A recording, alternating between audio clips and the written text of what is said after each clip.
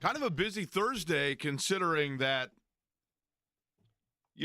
we feel like at the beginning of the year, Jimmy, that things like start to slow down, right? Once your local NFL team is eliminated in any market, it's like, okay, you head into, but not really the case because we just shift from, and we still are going to have plenty of conversation about the Colts and their defensive coordinator search, which looks like now, they're starting to line things up, maybe make a couple of phone calls. We'll learn more about who some of those individuals are over the next week or so. And, well, we might even have a defensive coordinator by then. And then you have the Pacers that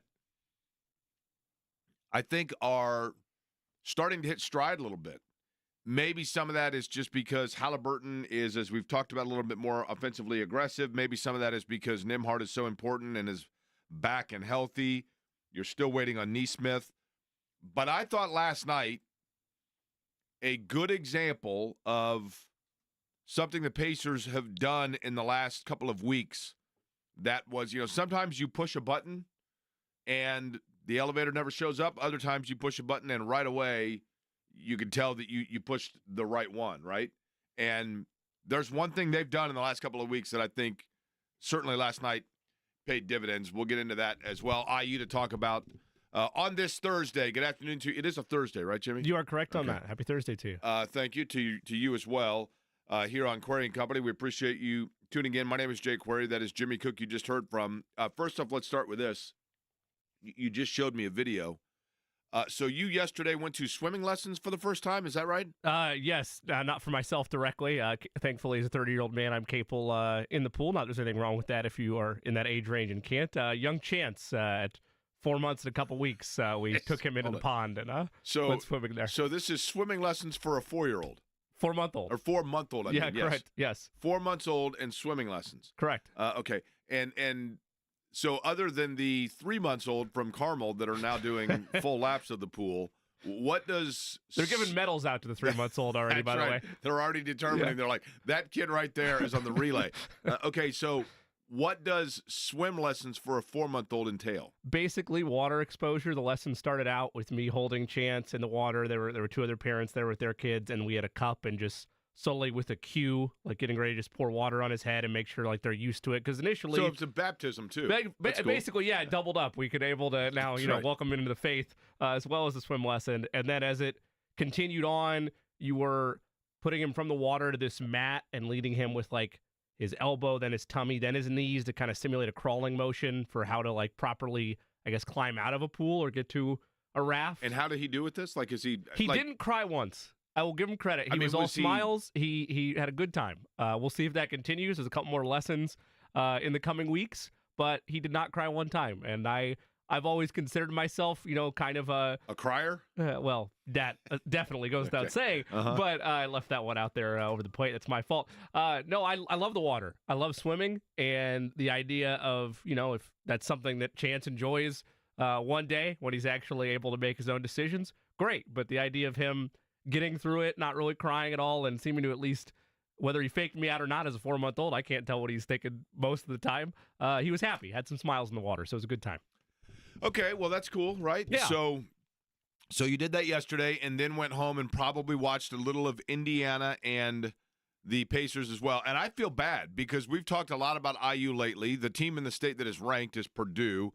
But we're going to end that because Brian Newbert's going to join us coming up just about 25 minutes from now from Golden Black, and we will preview the Boilers and Rutgers coming up tonight. And Rutgers is one of those teams, Jimmy, that I think that we thought going into the year because they have really good, to use a Dick Vitale term here, diaper dandies, right? They've got good young players on Rutgers' roster. Obviously, one of them is out with injury, but they have dynamic individual talent. But so far for Rutgers, as we saw when they played Indiana, you can't overlook them, right? But it is one that you would expect Purdue gets. Yeah, and in terms of their defensive prowess, many around the Big Ten have said this is not the most aggressive route that Steve Pikiell has had during his time as Rutgers coach. But yeah, they have dynamic weapons. That said, Indiana was eventually able to take care of business against them. Wisconsin didn't really struggle with them at all on the road at Piscataway. And now for Purdue, you look at this Purdue roster, their overall backcourt depth and their still, dynamic play at the guard and forward position, I think is enough tonight where you never want to overlook somebody in the middle of January or in the early stages of January as you get into Big Ten play. But yeah, I think Purdue can rest assured they'll keep that top 25 ranking and likely get a win tonight against Rutgers. About 10 years ago, I'm watching Family Feud. You ever watch Family Feud? Oh, yeah. Okay. Steve Harvey, Richard Dawson, or somewhere in between? Any of them, right? Oh, right, okay. But the most recent, obviously, version being Steve Harvey. They had a guy named Ray Combs at one time that was, believe it or not, was doing furniture ads in Indianapolis. He went on to become the host of Family Feud. What's the fella's name? Yes. Louis Anderson? Yes. He did it for a while there, right? Yep. There have been a number of hosts, but it's always on the Game Show Network. It's kind of one of my rainy night, nothing on TV go-tos, right? Sure. I go to Game Show Network. So I'm watching it, and the question is, top 5 answers on the board. What school do the smartest people attend? Big person slam. First answer, Jimmy, boom. Harvard. Yeah, correct. Ding, number 1 answer. Number 2. Yale. Ding, number 2 answer. Number 3. Princeton. Ding, number 3 answer. Number 4. Stanford. Bingo, number 4 answer, Stanford. So now, number 5, okay, is the one that's up there. And I think somebody said like Duke, it's an X. Somebody said Notre Dame, it was an X. Both good guesses, Sure. right? I believe Penn turned out to be the number 5 answer. But so they go to down the line, and you know, okay, you know, John, 2 strikes on the board, whatever. He goes, Steve, I got the answer right here. No question about it. So, all right, this guy, as sure as the fact that today's Thursday, goes, you have to go with Rutgers. Like, what? Like, to me, am I correct in saying this? Academically, certainly, amongst the Big Ten schools, and I know Rutgers still it feels weird to say that, but doesn't Rutgers feel like the most, no knock against Rutgers, but athletically speaking, certainly, and academically, it's just kind of the most random and obscure Big Ten school, right? Like, it almost feels like, and I know this isn't the case, but it almost feels like Rutgers is like a commuter school in New Jersey. Like, oh, yeah, it's where people live, that they live in, like, outside the city, and their parents work in the city, and they take the train, they go to Rutgers. Look, I hate to be blunt about this, but anytime other intellectuals are taking away letters from your name, I think you realize that you're not the smartest Correct. of the bunch in regards to the respect you have from your I conference. have no idea what kind of school it is. When we're going from Rutgers to Rutger, I don't That's think right. that... I have no clue what kind of school, and that's kind of how my point I'm sure being, it's a solid Big Ten institution, but I'm not I thinking agree. of it in that situation. But it feels like what I'm saying and what we're discussing is on par with both of their athletic teams, and the fact that you don't completely dismiss them, but nobody is confusing them with the cream of the crop, right? And this year's basketball version of that is the same. Indiana's gone there and had absolute fits over the years against Rutgers. Which I think in this market tends to overinflate how good Rutgers is. Like, Right. there was a stretch where they were taking down everybody in the state. It's like, oh my gosh, Rutgers is so good. And then you see them go play Michigan State or Duke or whoever, and it's like, oh, okay, no, they're just good against Indiana schools. I mean, it just seems like they're kind of there, right? Yeah. Do like Steve Peichel, though. He's fiery. He is. Okay, so speaking of fiery, guy that's going to join us coming up about an hour from now on the program, and he is an example of the Pacers pushing the right button. There are, if you look at fantasy sports, now I will admit, and this is probably opening myself up for complete mockery or to be mocked.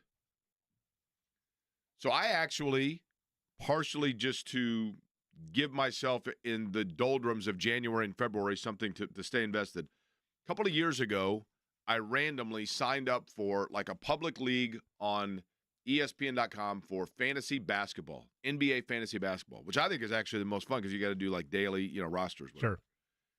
I'm fairly convinced that the rest of the league, it's all like Jonathan's super team, Jimmy's great team. I'm wondering how much of that is just like AI, right? Like, I think it's all bots. Yeah, I think that's entirely possible. Because you look at it and you're like, wait a minute, this guy is starting Pau Gasol. How many You know what I years mean? have you won the league? Last year I was undefeated won the league and won every single game because I set my lineup every day, Yeah. right? But Is that when you started to doubt that there were other human beings playing Yeah. against you? Yes. Is that where you started to Yes. look around the room like, wait a minute, what's happening here? I think in like a 12-person league, there are probably 4 teams that you're like, okay, they're actively doing things. Yeah. I mean, maybe it's just people that sign up and forget about it, like everybody in our league, but Eddie in football. Also plausible. But one of the things that takes place in fantasy sports, and fantasy football I think is more common, so people can relate to it when I talk about it in fantasy football. You go into a week and you look at it and you're like, oh man, like I'm going against a good team here, and I've got a receiver that's questionable, or I've got a center that's questionable. I'm going to just have to get creative here, and I'm going to go out there and, I'm looking at the recent stats, and this receiver in Carolina, a lot of people aren't talking about him, but he's had 2 good games in a row, and I only need 8 points out of a receiver. I'm going to pick this guy up for the week and roll the dice that he's going to do this for a 3rd straight game because my number 3 receiver is injured and may not play, and I'm not certain, and I can't risk the 0. So you just go out, you sign a guy in your fantasy league, and you get like 2 good weeks out of it, and you're like, bada boom, bada bing, I got what I needed out of it. And then you go, and that last position is you're just kind of constantly rotating it through, right, with whatever position of need that particular week. And I think sometimes the NBA can work like that. The Pacers going into the season knew that Miles Turner was their center. They knew Miles Turner was in a contract year. And they knew that Isaiah Jackson was going to be their backup center. And this actually was probably the year more than any other where they were going to give serious look at Isaiah Jackson towards being a guy, okay, is this going to be a guy for us? We will give him minutes where Miles Turner needs a breather or an occasional start if Miles Turner's banged up. And we will find out whether or not this is a guy that makes Miles Turner expendable if we can't reach contract negotiations with him beyond this year. And Jackson has been, I think he's steadily improved over the time that he's been a Pacer. He obviously is athletic as can be. He plays above the rim. His defense has picked up a little bit. And then, boom, what happens? The beginning of the year, but he has the Achilles injury. The same injury that James Wiseman, who you brought in as your emergency center, also suffered. So now you're really hamstrung. So I go to the game last night, and we knew going into it that Miles Turner was going to be out with an illness. But, the Australians are in town, right? Yeah. So we go to the game with the Australians, and Marcus, who is the youngest and is actually 1 grade behind Johnny Furphy in Melbourne. So he I don't know that he played against him in Melbourne, but he's like, yeah, he's a grade ahead of me and was playing in high school basketball in Australia like 2 years ago. So we walk in though, and he says, Marcus asks me a question, and I'm like, that's a great question. We walk into the arena, and Marcus looks up and says, Thomas Bryant starting. And I said, well, yeah, Turner's ill. Marcus didn't know it because they just flew in yesterday, so he hadn't seen, the news. And I said, yeah, Miles Turner is under the weather, and so he can't play. And he says, well, then, okay, fine. So Thomas Bryant's starting. Who's the backup?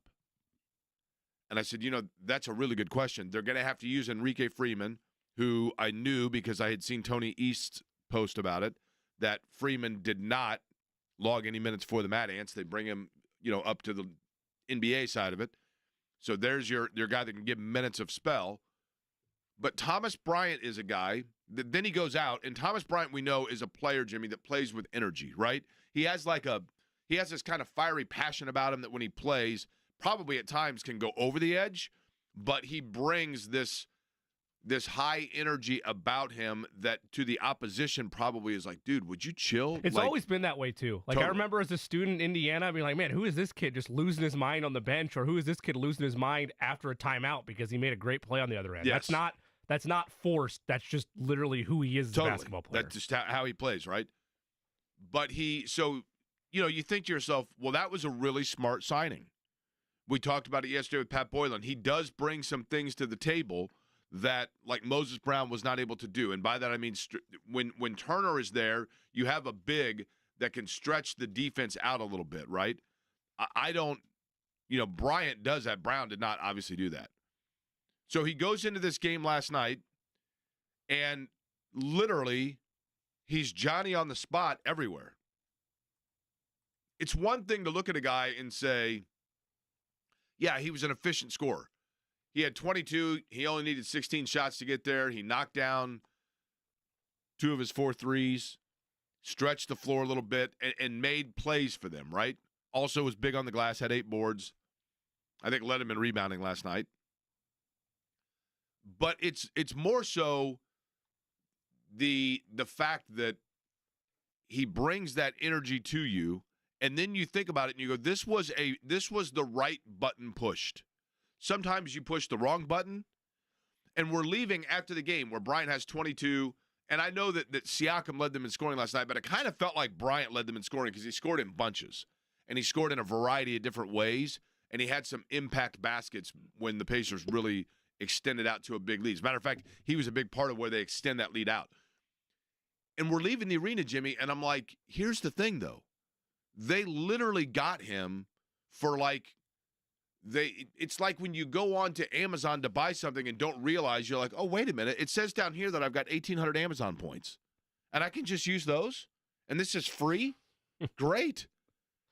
They gave up a future, second rounder? 2031 second-round pick. Yeah, I mean, those are Amazon points, right? Yeah. It's free money, and then you do wonder to yourself, why did nobody else in the league do this? If he was buried in Miami and you knew he could play and he was a good player pre-injury in Washington, I'm not saying the guy's an all-star player, but for what you need out of him, which is occasional spot starter in emergency, and then 12 to 20 minutes a game otherwise, perfectly competent, perfectly sufficient, and you got him for nothing. I think part of the reason that, to your question of why did the rest of the league miss this, and this is no knock on Thomas Bryant. I've been pretty clear that, he's always been one of my favorite players. Life. Well, that, but also the Pacers had no choice but to shop from a salary standpoint, bargain bin aisle. Like what Bryant's making, or I think what he signed with the Heat this past offseason is just a couple $1 million for the season. And they were cap strung, and they had to get creative. A lot of times, I think if you're an organization that has a ton of money to play with, you're not looking at the most fiscally responsible player you can get. You're looking for the best name available, or maybe a big name splash. For the Pacers, they were so handcuffed with where the salary cap is against them right now, they had to get creative and find a bright spot. And I give them all the credit in the world, because Thomas Bryant, at the time, I said it made a ton of sense because he's a high-energy guy. Pat said it yesterday that when asked to do great, efficient things in 12 to 15-minute spurts, he's going to do it for you. And he's going to do it well, and he's going to be there whenever called upon to grab a couple rebounds or knock down a shot or be available in the post, whatever the case may be.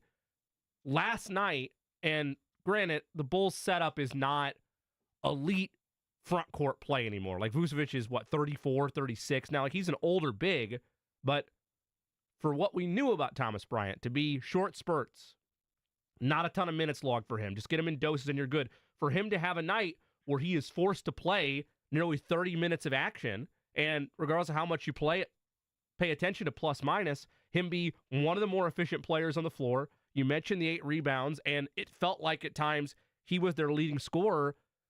That is another wrinkle for this team now of, if you need to give Miles extended rest at some point during the season, I'm not saying you do that, but you can now have the confidence to do it with his addition to the front court, whereas without Jackson and without Wiseman, the cupboards were bare and you had no idea what you were going to do at that position. Right, It's not fair to ask Enrique Freeman to be that. You could ask Enrique Freeman to be a guy off the bench in spurts like you're asking Thomas Bryant to be. It's not fair to ask him to be the primary backup to Miles Turner at this stage in his career. Did you see what record the Pacers set last night? I did not. I'm assuming this was the first time in the history of the NBA. Oh, yes, I did. I did see this. And yes. it certainly, I was thinking about this last night. It has to be that this can't be replicated either, right? Because I was trying to think of ways that it could, and I don't believe that it can. Without it being a copy, you mean? Correct. Yeah, I'm sorry. Improved upon. I don't think it can be beaten, this record that they set last night. I don't think it can either. Last night, the Indiana Pacers, and I always like it when this happens. Some guy and the Pacers themselves had sent this out, but C-Rod1701 on the X Post Twitter posted this last night, I think the Pacers had posted it originally, and maybe he just far. I don't know. I don't know which one was first. Stamps. Yeah, I don't know. But then it just goes viral, right? 2 million views, et cetera, et cetera. He says the Pacers have done it. The lowest possible jersey number total. And there up on the video board at Gainbridge Fieldhouse reads the proof and the evidence. At one time, the roster on the floor. 0-0, Matherin. 0, Halliburton. 1, Toppin. 2, Nembhard. 3, Bryant. Grand total amongst your 5 starters of 6 total jersey number points. Total accumulated value either, yeah. Total accumulated value. There's no way to beat it. I was just looking it up on rule restrictions, and it used to be, I don't know how long ago, but you couldn't do 0 and 0-0 on the same roster. You had to choose one or the other. So now that that's active and the Pacers achieved that last night, yeah, there's no you can't do 0-0, right? Yeah, you can't add that in there. You can't do 0-1, can you? No, that's still read as 1 in the NBA. So that's it. You can copy it, but you can't. You think anybody's ever done that? I don't know how long the 0-0 thing has been. To be able to have 0-0 and 0 in the lineup at the same time, I don't know how long that's been a rule in the NBA. If it's been for 5 or 6 years or longer, I would assume it's been done before. I kind of wonder, why would you want to wear 0-0? It's either A, to be different, B, that was a number that you were given early on in your career, like as a high school or youth player, and it's like, that's quirky, I like that, let's keep that. Or you wanted regular 0, it was gone, so hey, I'm going to be 0-0. Which is the higher number, 0 or 0-0? I would say 0 by itself. The individual 0 is the higher number. I don't know, though. Because one of them is at least 2 zeros, right? But it's a great question. That is, if anything, that is a Jake Query keep you up at 3 a.m. debating each side of that argument. So let me ask you this. If you, in a hotel. Well, it would have to be 0-0. In a hotel, it's LL and then L, right? Lower lobby, sure. But that's lower lobby. Right. If you were in a hotel and you had, or a building, and you had the numbers on the elevator, and there was a 0-0 and a 0, which one is the true ground floor? I feel like the true ground floor is the 0-0 and then the 0. But it would make sense, wouldn't it, if you went from 0 to 0-0?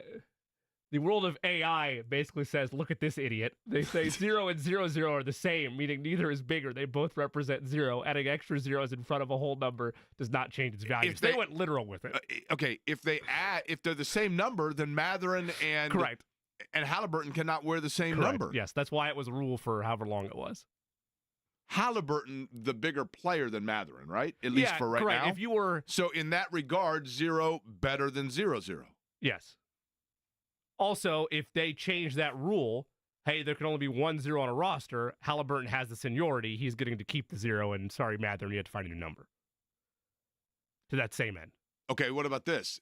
Because that happens when you trade for a big-name player. They'll be like, no, I want that number. Okay, how much are you going to pay me? If they put it on a league vote that you can only have 0-0 or 0, which one is the mainstream number that would be chosen? I think it'd be 0, right? Yeah, I think the traditionalists are going to prevail on that, and regular 0 that would put it above 0-0. Yes. But 11 is bigger than 1, right? 1 and 1 side by side is bigger than just 1. Correct. 2-2 is bigger than 2. Correct. That's what I'm saying. This is a 3 a.m. going back and forth like a ping pong match with the different sides of this argument. Here's the thing. I don't even partake. People think that I do. They're like, dude, like, what do you do before bed? It never shuts off. This is why I never sleep. It's just constantly going, constantly going. My brain is like Los Angeles traffic. Sorry, I shouldn't say Los Angeles right now because it's terrible New York what's going traffic, on there. But Atlanta New York traffic, yeah. any big city. Yeah. Rush hour, it's I-69 and 465 at 5 o'clock heading towards Fishers, right? Just constantly going, constantly going. Or any construction zone in the state. And it is, by the way, terrible what's happening in Los Angeles because that is it's as beautiful a part of the country as you will find. That is irrelevant, though. The reality is when you see homes burning, I don't care whether it's $1 million home, $5 million home, $50,000 home, homes are homes. Horrifying. And people's lives are people's lives and their memories and all of that. Terrible what is going on, no question about it.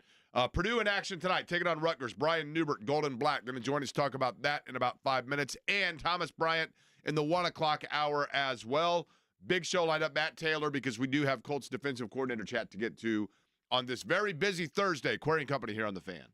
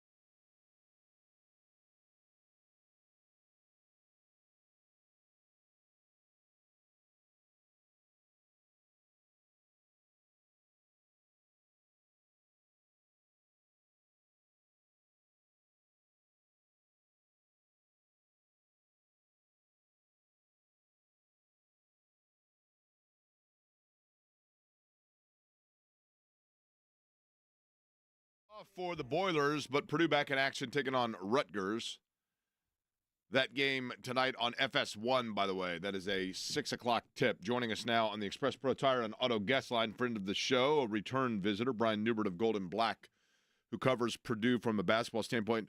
Brian, I thought you raised an interesting question the other day when you were talking about the Boiler. You know, look, this team, obviously, I think we have a pretty good idea who the top 2 or 3 guys are, but I think you were the one that was asking, you know, who are the 3, 4, and 5 most important players, so to speak, for Purdue? Do you get the impression that Matt Painter is still kind of trying to feel his way through the exact pecking order, so to speak, when it comes to shots, when it comes to rotations, et cetera? Well, I think it should be somebody different on a lot of different nights. I think that Miles Colvin and Camden Heide are both guys who can make shots, who can do little things, who can guard, who can rebound, who can defend. I guess that's the same thing as guarding, isn't it? Fair enough. That can make the top 3 guys better. I think everybody else on this team has to be complementary in nature to Braden Smith, Fletcher Lawyer, and Trey Kaufman-Renn. And I think opportunism is the most important part of this. It's about defending, rebounding, getting opportunities that come to you offensively, organically through what Braden Smith does, putbacks, steals, transition opportunities, things like that. People rightfully put a lot of onus on Camden Heide and Miles Colvin because they're athletic guys, they're talented guys, they look like $1 million bucks. But they don't get a lot of stuff run for them. You know, they don't get a lot of opportunities. They just have to make the most of kind of what they have. Outside of that, you know, I think how many teams have 3 guys like Braden Smith, Fletcher Lawyer, Trey Kaufman-Renn? I think that's enough to win with on a lot of nights, provided Purdue's not turning the ball over and providing they're not getting killed on the glass. Like they are kind of vulnerable to at times, but have been sort of overachieving in that area to this point, to their credit. But I think, you know, if Purdue had Daniel Jacobson, I think he would be good for 6 to 8 points and 4 rebounds a game, things like that. There's no sense in talking about that because he's not coming back. But I think Purdue's got enough to win with. I think you'll see guys here and there just kind of sucker punch people. Miles Colvin might come into a game, make 3 threes. Camden Heide might come in, get a couple of transition buckets and a couple of rebounds and things like that. But I think Purdue's pretty well resourced in terms of having Braden Smith, Fletcher Lawyer, and Trey Kaufman-Renn, which is a pretty damn good trio. You know, Brian, it's interesting. It seems like to me, and this might even be more for the observer than for the roster itself. So I want you to opine on this.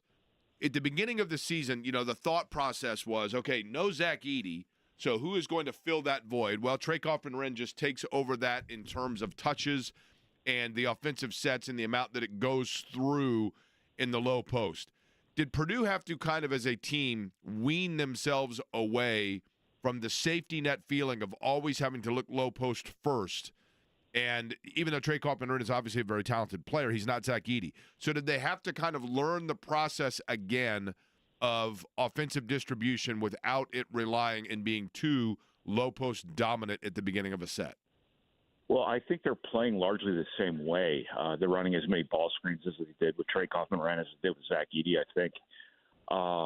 Not everything's exactly the same, but I don't think they're playing wholesale different. I think while you can never, ever say that, you know, Purdue's better because it doesn't have Zach Edey, you can never say that. They are a little bit more dynamic. They are a little bit more mobile. And I think you saw in the Northwestern game that when you have a post guy who moves around a little bit more than Zach Edey did, especially his junior year before they started using him more in ball screen stuff with Braden Smith. 2 years ago, had Zach Edey played Northwestern would have been throwing pianos at him in the post and making the referees call everything. And I think you saw that, for the first time in a couple of years, Northwestern wasn't a problem for Purdue. They've been really difficult for Purdue to play because they muddy up the game so much and they just make it ugly. And they that's not necessarily an environment Purdue has been awesome in over the years. But they were awesome against it in Mackey Arena last weekend. And Rutgers historically has tried to do the same thing. That this is not a typical Rutgers team, so I don't know if you you would see that tonight. But I think Trey Kaufman-Renn has made them a little bit more mobile. He can go inside and outside. He's doing a really good job as a passer, so you have to be ready for everything with him, more so than you probably were with Zach Edey until his senior year when he really made a step as a passer. But in terms of the distribution of scoring, you're still seeing Trey Kaufman-Renn leading them in scoring. I think he's still up there. Braden Smith's really coming on here lately. So the post guy is still number one on your scoring pecking order, followed by Braden Smith and Fletcher Lawyer. So I think that the distribution-wise, it's kind of the same. It's just being done very differently. Purdue does not have the luxury it had with Zach Edey, where you could count on him for 4 putbacks a game and 8 free throws because he got fouled so much, shooting and not shooting. That's kind of that baseline of productivity that Purdue could always count on going into every game with Zach Edey that it just doesn't have yet. Trey Kaufman-Renn is not drawing the same number of fouls that Zach Edey did. He's not the force on the glass that Zach Edey was, nor would a lot of people be. So Purdue is very different, but from a distribution perspective, I think it's pretty similar. Probably didn't miss Boo Buie either in that Northwestern game for certain. I think Purdue fans were probably happy to see him go into the offseason. Bryant Newbert is our guest from Golden Black. He joined us on the Express Pro Tire and Auto guest line. To that end, and you highlight how it's kind of an embarrassment of riches with backcourt play that Purdue has, whether it's anybody you outlined, Braden Smith, Fletcher Lawyer, as they've grown as players, another year-in system for Trey Kaufman-Renn. You mentioned they're good enough to win. I think they're still good enough to win the Big Ten, certainly. I will never count out a Matt Painter coach team with how dominant they've been in conference to be able to hoist that trophy yet again. When you look nationally, whenever I think of Purdue teams that were led by guards or led by forwards, I generally think of matchups against more senior latent guard play, like the Arkansas Little Ox of the world or whatever. I'm not going to list the whole, I'm not going to relive that history for Boilermakers fans. One is enough to outline my point. When you look around the country at other guard trios, guard duos, forward-laden lineups, do you think if the matchup's right that they are still capable of a deep run in March? Yeah, I don't see why not. I view them as a potential second weekend team this year, and then next year, if everybody comes back, I think you've got another type of silver bullet season, provided they had some help in the spring and some guys make natural progress. But I do think there's a reason they say that March belongs to guards. It's because I think guards inherently are harder to guard, and they have the ball more than big guys do. And when you're playing to the post the way Purdue has historically, you can build a game plan easier around a stationary target. You could ugly up the game much more seamlessly than you could versus a more dynamic offense. And that's what I kind of mentioned before. I think, Trey Kaufman-Renn's ability to go inside and outside, to pass, to run the floor, things like that. Braden Smith's ability to just take absolute command of games. Fletcher Lawyer's ability to not only make shots but also make decisions and handle the basketball and things like that. I think Purdue's got a pretty difficult trio to guard. And when Purdue's making threes and Purdue's rebounding, they're pretty tough to beat. They're going to be pretty tough to beat by anybody, March or otherwise.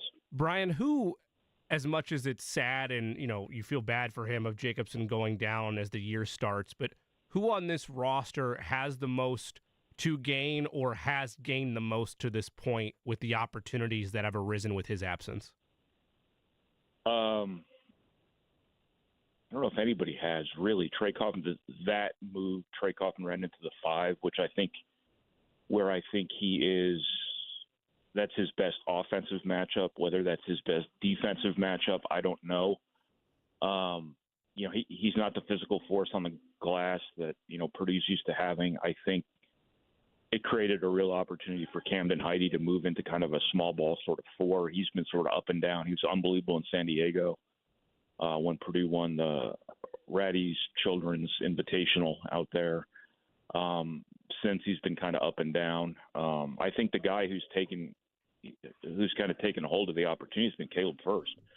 He's since moved into the starting lineup here the last couple of games. He's playing some of the best basketball of his career when Purdue probably has needed it most. Brian, so I've been a that's the guy. fan of Caleb first for that reason, not to cut you off there. But listen, this guy, somebody that came in, I think is a pretty highly touted recruit, a Mr. Basketball, had a lot of minutes as a freshman. And I'm not saying that his minutes were taken from him, but he, to me, Well, they weren't. he's just been like kind of a consummate pro, right? In the fact that, yeah, I mean, when he lost minutes, a lot of guys would sulk, a lot of guys would transfer. He just kept waiting his opportunity, and by all account, I'm not in the locker room, but it seems as though he just said, hey, you let me know what you need me to do. And he's been there when his number has been called. More often than not, he has been able to contribute and where it's needed. I think it's very impressive the way he's handled himself as a Boilermaker. Well, he lost his minutes for a pretty good reason. He lost them to Zach Edey. Yeah, you're right. And it's hard to say, it was anything he did or didn't do. I mean, he's been up and down a little bit in his career. I think he has been very professional. I think he's been a great teammate. I think, part of what's maybe held him back a little bit, and I always pause before I say this because I don't want to make it sound like a bad thing, but he's a great student. He's going to be a doctor one day. He's going to be a surgeon. He's got a lot going on in his life. And, sometimes when those guys aren't necessarily as cutthroat about basketball as some other guys, sometimes they plateau. And sometimes guys pass them up. And I think that's been a little bit of Caleb First's story. He's going to be a really good citizen one day. He's going to be a really successful individual. But the basketball piece of it just hasn't materialized the way I think a lot of people figured it would when he was a borderline McDonald's All-American out of high school. North Carolina offered him. And but he's a pretty complete person, and he's been a really good teammate. He's been a really good influence. I shouldn't say influence in the locker room. He's been a really good teammate, basically. He's been a great dude. He really, really reflects well on Purdue, and he's getting this big opportunity now after Purdue never really needed to invest in him prior to this year. They never ran into a season where he was going to be one of their 3 or 4 best players. And now he's still not in that position, but an opportunity came his way, and he's playing hard. He's playing with energy, and he's making a big difference when Purdue has an acute need in the front court for the first time in who knows how long. I mean, Purdue has been so stacked in the middle that it's been suffocating for everybody else. But he's making the most of his opportunity now, and good for him. One of the front court stars in tonight's game is a guy that also can play in the backcourt. A little bit of everywhere. Ace Bailey and Rutgers for Purdue tonight. Again, 6 o'clock tip. Brian Newbert will have all the coverage you can read about before and after the game at goldenblack.com. Brian, Happy New Year to you, man. Appreciate it. Thanks, fellas. You too. All right, Brian Newbert joining us on the Express Pro Tire and Auto Guest Line. Speaking of, by the way, he mentioned surgeons, right? You know who I ran into at the game last night? Who's that? I'm sitting there. All of a sudden, the woman behind me taps me on the shoulder, and I'm like, what in the world? And I turn around and I go, hey. And Stephen Holder, who was with me, had beef with the individual. Ooh. A little bit uncomfortable. I'll explain next.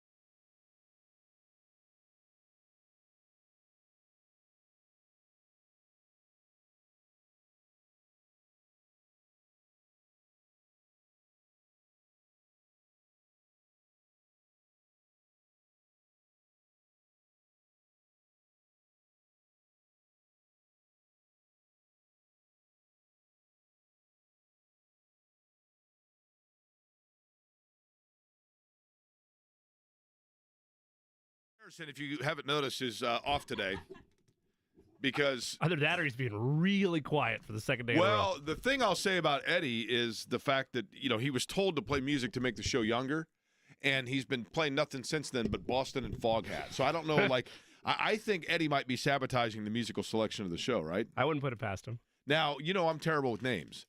And I always confuse this because I believe it's Kylan, but I say Kalen. I say Kylan, right? Now, Kylan, you must have gotten the memo about younger music, right? That was one of the first things Eddie told me. I was like, what bump music? Do you want me to do something Jake likes? We want to make the show a little bit younger. So is that Eddie saying, so we want to try to advance the past show? Lollapalooza. He knows. Yeah. Eddie wants full reign of wrecking the show. He's not going to let Kylan come in here and take that title.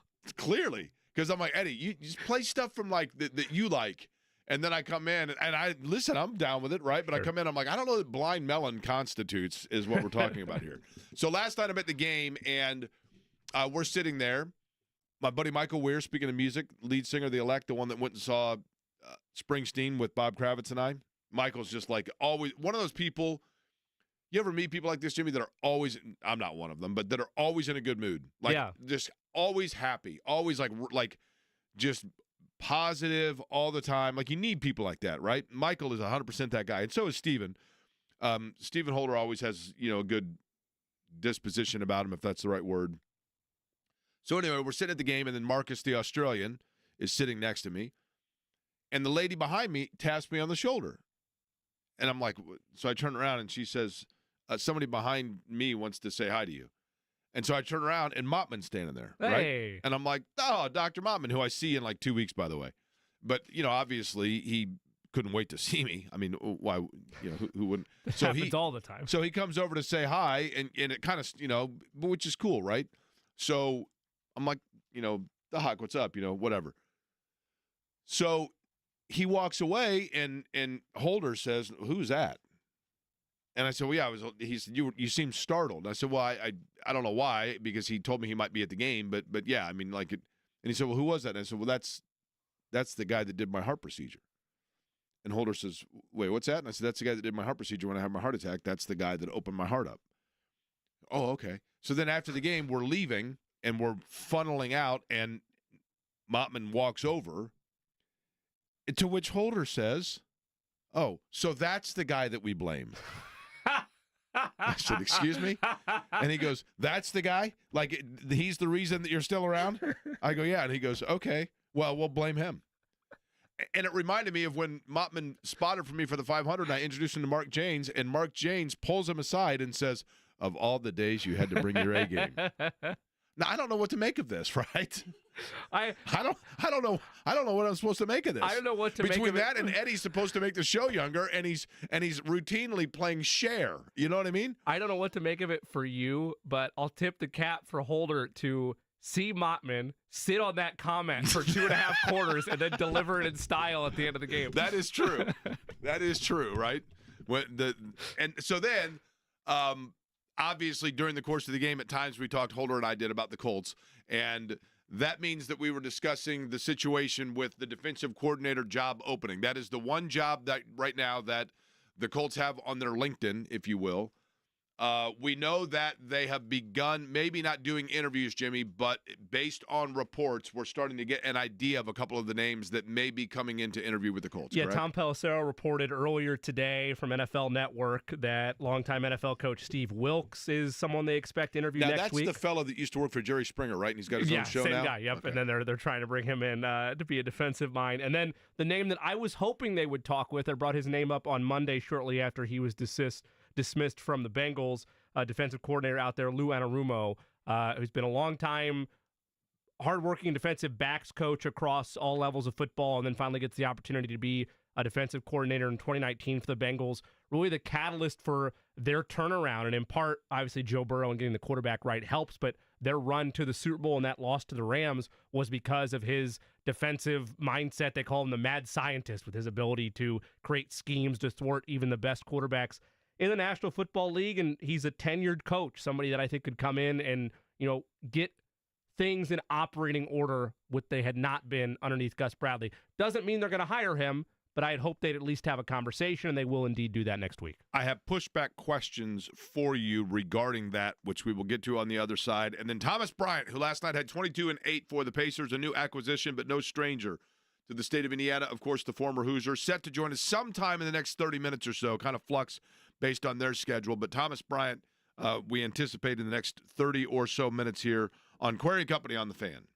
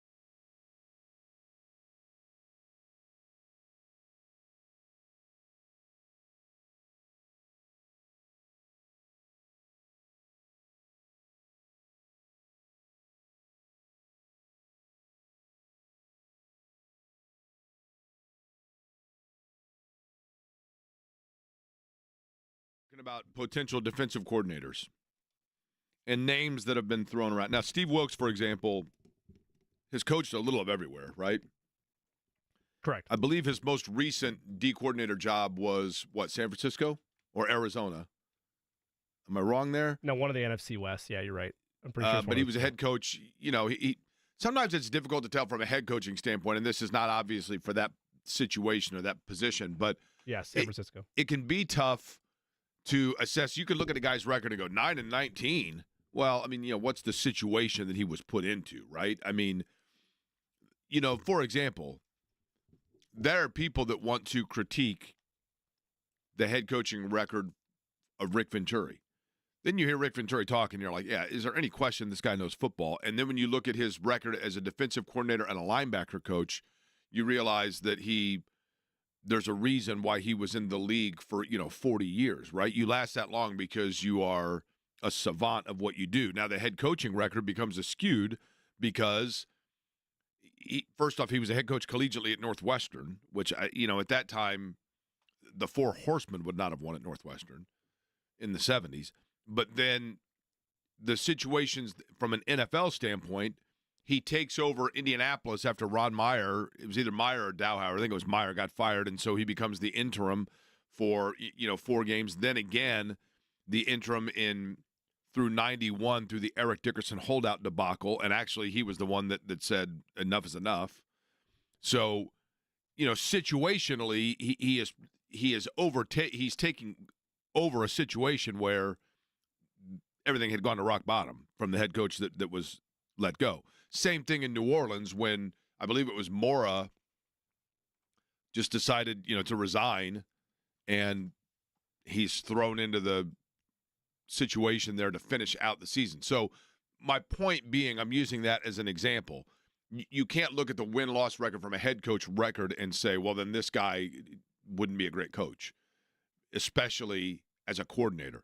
Now, when you talk about Cincinnati and going and taking somebody that was D coordinator at Cincinnati, my only concern there, Jimmy, would be if you look this past season, and yes, you have to look at it beyond just a vacuum, but if you look at the Bengals defensively this past year, and you look at where they rank, overall defense, 3 spots ahead of the Colts.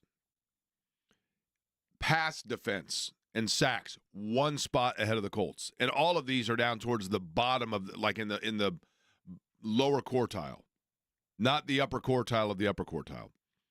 And the same with rush defense, a little better on rush defense. But my point being, maybe it is unfair to look at it in a vacuum, but if you were to look at the most recent performance of the Bengals, that would tell you that they have statistically something that replicates pretty close to what Indianapolis is looking to move on from. That would be my concern. That is a fair point. I would also throw out there, though, that over their 5-game winning streak to close the season, they were in that upper quartile of defensive ranks. They were holding teams, I think, 5th in scoring defense over that span, and they did get better. Additionally, and this is a real-world issue that you have when you have to start paying premium position players, but you can make the argument that a lot of the front office moves that the Bengals had to make in order to prepare for the Joe Burrow contract that hit 2 years ago, the Jamar Chase contract that is looming, the T. Higgins financials that are still working out. At some point, stuff has to be cut, and they asked Amaruno to some extent to do less with more. That said, he certainly did less with more his first couple seasons in Cincinnati and was able to establish a very aggressive, multi-look defense that confused a lot of people. Look, I've made no bones about it. My Chiefs fandom, I'm still mad at him 3 years ago, the last time I was at Arrowhead, for holding the Chiefs to 3 points in the AFC Championship game in the second half that propels the Bengals to the Super Bowl. He is a gifted mind, but the reason that he might not even wind up taking the job, who, by the way, to Amaruno's credit, even though the Bengals struggled last season defensively as well, he was still a finalist for the Cardinals job as a head coaching candidate. Like, he was still a name that was floated around, like, when are they going to get Amaruno out of Cincinnati? When are they going to give him an opportunity to be a head coach? They regressed this year. The Bengals as a whole regressed this year, and so he is scapegoated out of there. But for me, I look back at another point you made, Jake. While I would like Lou Anarumo of the names very early in this process, they floated out there. You brought up yesterday, their candidate list is likely to be limited because you need somebody that looks at this job and says, even though this might be a one-year stint for me, because you don't know what happens with Shane Steichen next year or Chris Ballard next year if things go south, I want the opportunity to show people I'm still really good at my job. And for Anarumo, just being tossed out of a perceived contender, even though they missed the playoffs, coming back to Indianapolis, even if it might be a one-year stint, given the tumultuous nature of the three pillars of Richardson, Ballard, and Steichen, might be mutually attractive to him to the point that when you compare him to other candidates, you're getting somebody that has succeeded in that spot, done it at a really high level, and would be willing to do it, even though there is a tumultuous situation in West 56th Street right now with the future. Well, the other thing at the coordinator position that I wonder, and this would probably be a better question for, say, a Rick Venturi than for the two of us, but there are two things that worry me about the Colts D coordinator search. The first is there's a lot of question about where the Colts go beyond here. And that question all comes down to the quarterback spot. And I think everybody knows that Anthony Richardson and his ability to progress is going to either move forward or sink the status of Shane Steichen and Chris Ballard in Indianapolis. And I think a lot of people within football feel that Anthony Richardson is probably not even a 50-50, but like a 40-60 proposition, 30-70 proposition. And if that is the case, then are their coordinators established coordinators like what you're talking about, the two guys we're talking about, those kinds of guys that may feel they have multiple options and have tenure, so to speak, are they going to look at it and say, why would I go to Indianapolis where it is entirely possible, 40-60 or 30-70, that they're going to be looking for a new head coach in a year, which would mean they're probably looking for a new coordinator. You are probably going to be going into a situation. Very few coaches come in and say, yeah, I'll take some of I'll cherry pick some of the assistants here. So does that limit the pool of people that you can choose from, because you then are either going to get somebody that is either A, desperate to get a gig, or B, ready to get their first opportunity regardless and therefore don't have a lot of experience? The other thing that would give me not pause but curiosity is this, and that is because Chris Ballard has built, and it's not, you don't always get this. You don't always get a general manager or a team architect that says, I'm building a roster with a particular style in mind in terms of how I want to play defensively. I do think this Colts roster has been built to play the Gus Bradley style defense.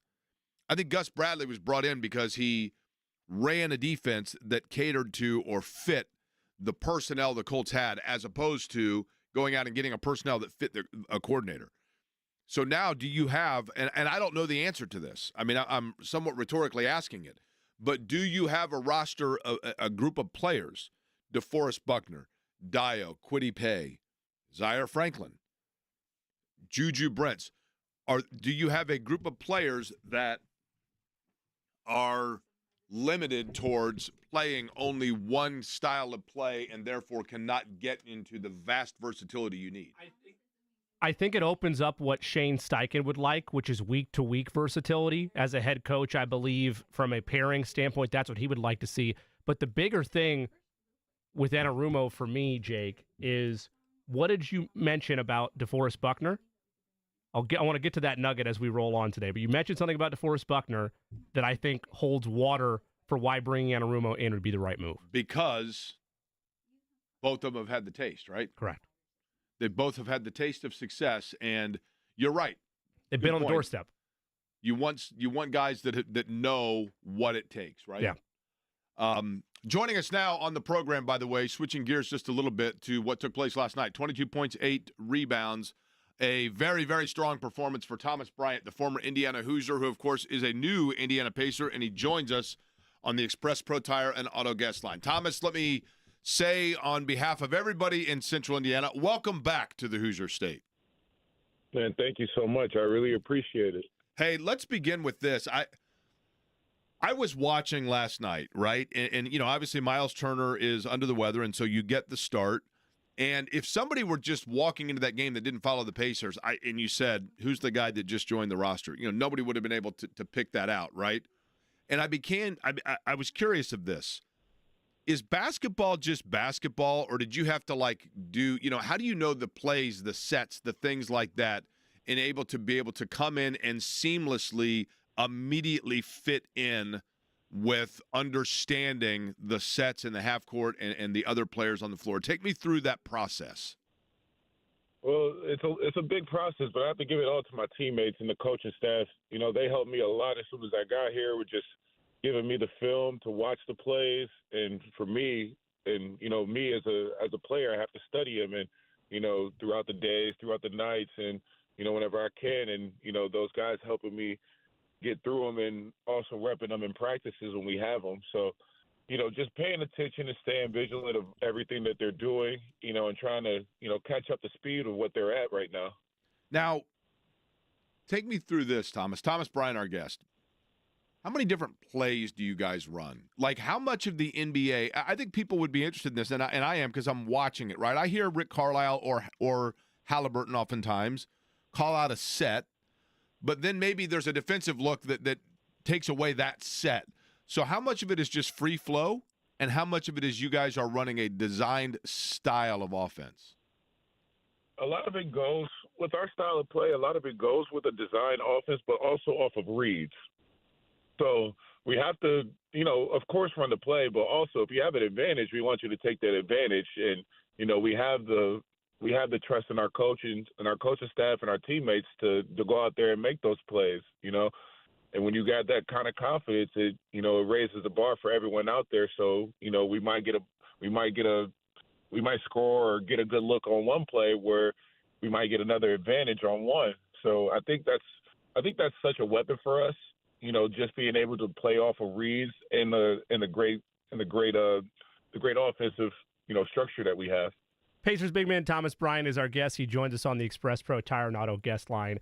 Thomas, my last 2 years as a student in Indiana, I remember seeing this number 31 fella, whether it was during a timeout after a big play had happened to hype up Assembly Hall, or you had made a big block on the other end and just had Energizer Bunny levels of energy. And I wondered, would that level of enthusiasm and that level of just high performance ability carry through your NBA days? And it certainly has.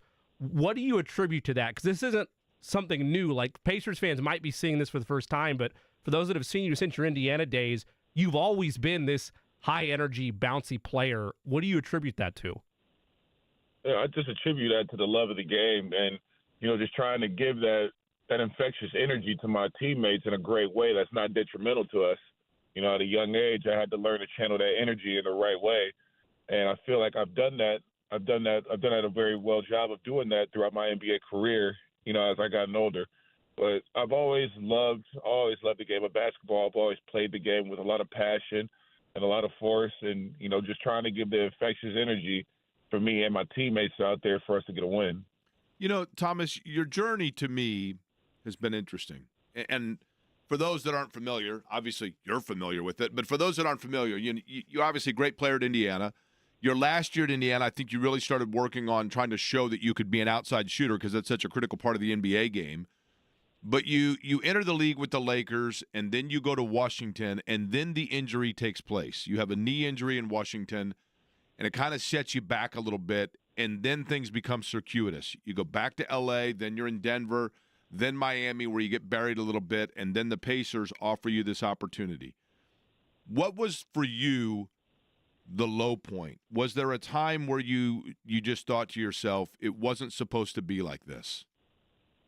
I mean, I'm sure we all have those thoughts of just when things are going a certain way, and then all of a sudden things change. Like an injury or something like that happens, but it's all a part of the game. It happens. You sign up for this, but at the same time, you also can't lose your confidence, and you have to dig deep and just work your way back into it, man. And for me, I don't take a day of this for granted. It's a blessing to be where I'm at, to play for this organization, to be in this league. and you just know you never want to take a day for granted. You never know when it might end. So even on those dark days, you still have light days as well, to where it's just like it's a blessing. You're here for a reason, and you want to get back to where you were before. So you might as well just keep working so that way you can get back there. And you just never want to leave anything up to chance. For me, throughout those injuries, it was always about, getting back right, never leaving anything up to chance, and let's get it right the first time instead of having to do it multiple times, if that makes sense, But it's a blessing to be here and do what I'm doing, and, and just to be in this Indiana uniform as well. During the time that you were going through, the rehab from the knee injury, because I would imagine for any player, just the physical nature of having to come back from that and the patience and the mental anguish of it, right, to all of a sudden realize that maybe something was taken from you. Were there players that you reached out to? I realize you didn't play at Indiana at the same time as Victor Oladipo, but, are there guys that you reached out to maybe to counsel you through that process? There were some people that I had. Victor was one that was a really big help, throughout the time of him having injuries and coming back from his, and him being a great vet throughout the years of me talking to him briefly throughout the years as well. I remember we really connected throughout the bubble, and we always, somewhat connected to each other throughout the time. But really, it was just a big mental part for me, just trying to get over that hump with the knee injury. That was my, I've never had an injury like that. That was the very first injury I had, and for it to happen right then and there when I was playing great basketball, it sucked, but it was a time where it happened and I had to get mentally tough and figure out a way to get through it. By the way, did the bubble suck? Like, what was that like? Yes, it did suck. I'm not gonna lie. I would think probably for the first week it was kind of cool, and then after a while you're like, what in the world? You played basketball, you got your hair cut, and then you binge watch stuff, right? Isn't that pretty much what happened? Yeah, pretty much. You binge watch TV shows. You practice when you can, and you take walks around the Orlando hotel that we were at. 19 times, right? Yeah. Yeah, that was our fun time right there. Thomas, I know when you get traded, you obviously don't have a say in the matter like you do with free agency, but the Pacers were clearly in desperate need of front court help, and something that was a void you immediately filled. But when it was presented to you by your agent as you started to study this roster, what did you think of the potential opportunity in front of you? I saw it as another opportunity to help a team and, just try and find a way to help myself as well, throughout my NBA career. I knew there was a need for, a big man after their two injuries. And, luckily for me, it worked out in my favor for me to come here, and, them wanting me, supporting me throughout this time, and my agent Mark helping me get this, be able to come here, it was a big blessing. People talk about around the NBA certain narratives surrounding culture, whether it's LA, Miami, and Heat culture is always emphasized. I know you've only been here a short time, but in your initial meetings with Kevin Pritchard, Chad Buchanan, Rick Carlisle, the coaching staff, what have you thought about the culture that the Pacers have? I think they have a great, fantastic, absolutely fantastic culture that doesn't get recognized enough, that, more than it should. These guys will come in here, work every single day. There's not a guy that really takes a day off. There's always somebody coming in, getting treatment, getting shots up, and we always have a structure of what we want to do.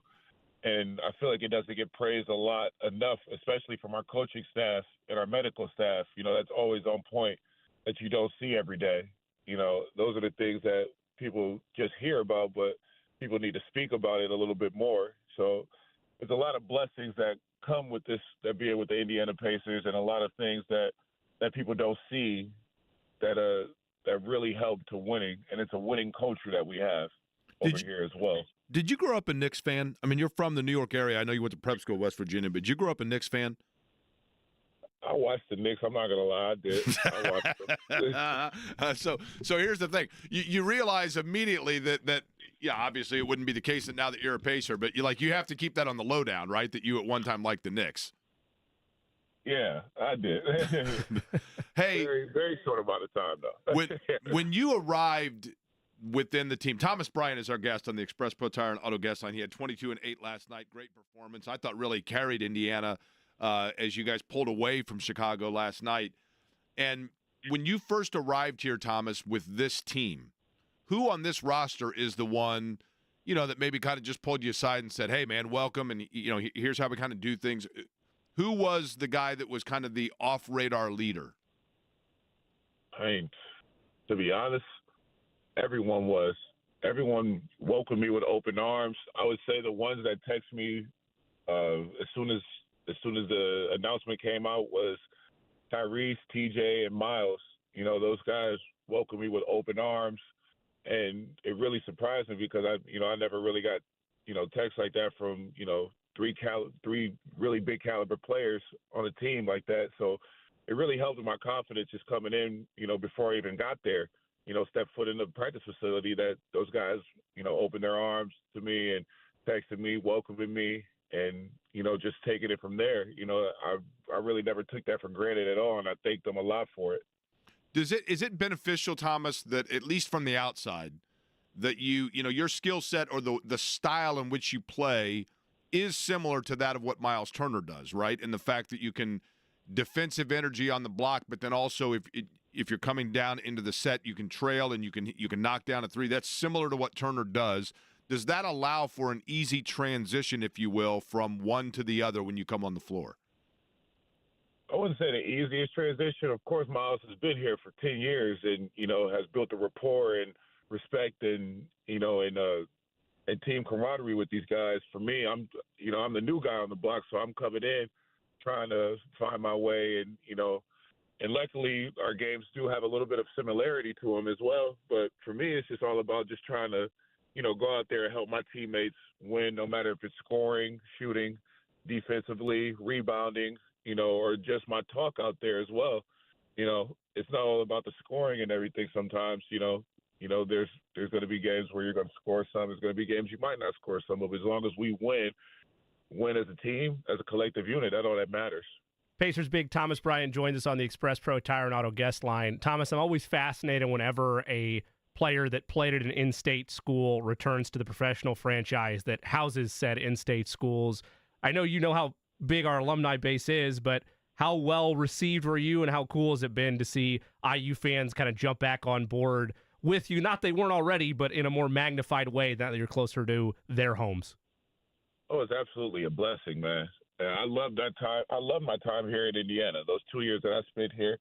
And just to be able to, get that love and embrace the fans and the love and the crowd and the love that they give me, throughout the days, it's been absolutely a blessing.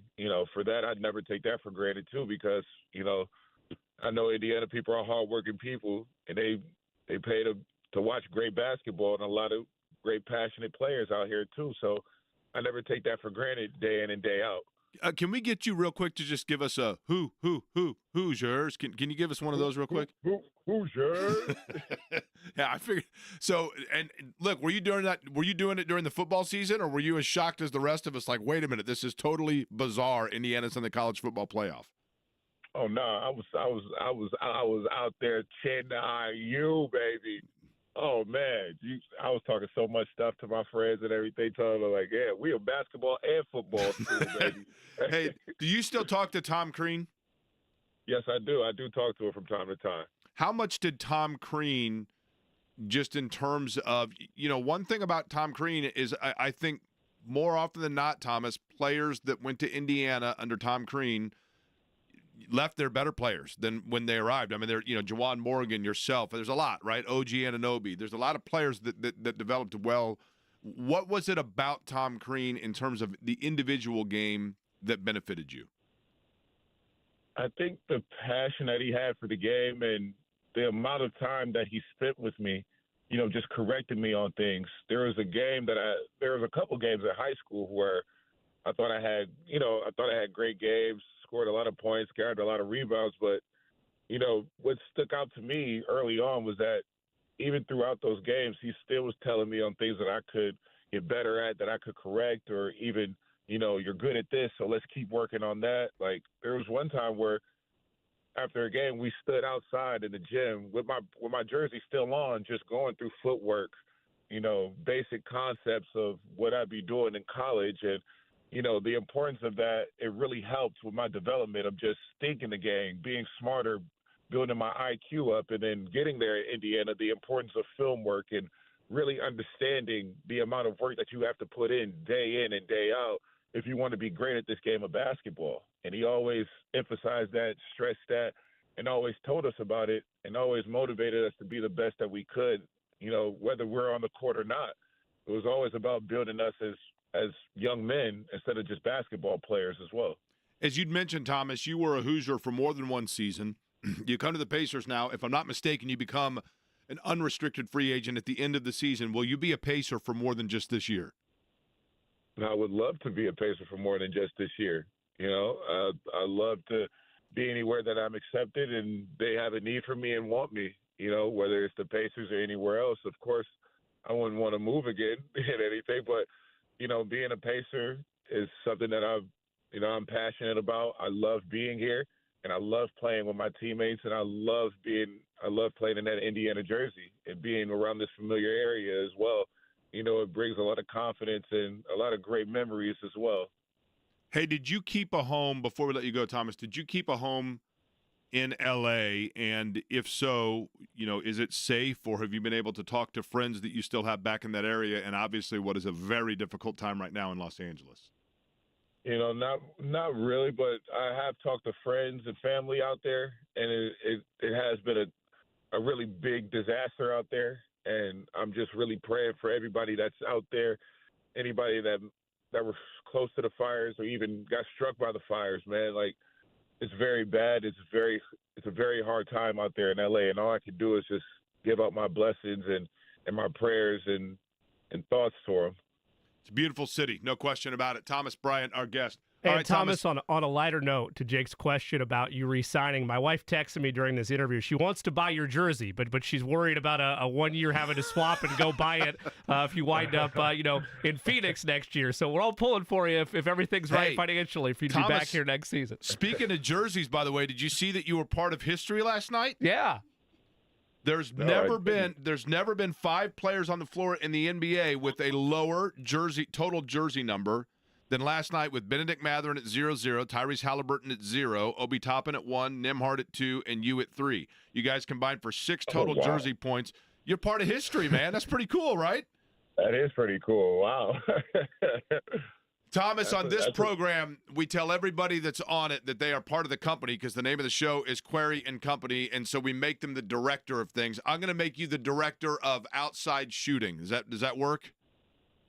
Yes, it works. All right, Thomas Bryant, the director of outside shooting. Listen, I appreciate the time. I know it's busy. You guys are going to be taking on Golden State. That's going to be Friday at the Fieldhouse tomorrow night. I will be there along with probably a packed house, and look forward to watching the game. But congratulations last night on a really big performance when your team most needed it, and on clearly an acclamation within this roster that I think the fans are excited about. Appreciate the time today. I appreciate your time. Thank you. All right, Thomas Bryant joining us on the Express Pro Tire and Auto Guest Line, an official Hoosier and the director of outside shooting for the company. A clearly nice guy and very cool. And we'll see. Your wife is correct. Yeah, it's not every day that Haley Cook is tuned in to Query and Company, but apparently when we have former Hoosiers on, her and Chance are locked in. She's like, hey, I want to buy this jersey, but I don't know, unrestricted free agent next year. That is... Listen, that's savvy of her, right? Yeah. That is thinking ahead, no question about it. We can think ahead about the fact that Matt Taylor is going to join us coming up the 2 o'clock hour, the voice of the Colts, but we'll get back into the conversation about what Jimmy was talking about and what might be a key element to consider when it comes to the defensive coordinator position. It doesn't have to do with the actual X's and O's. We'll get back to that next.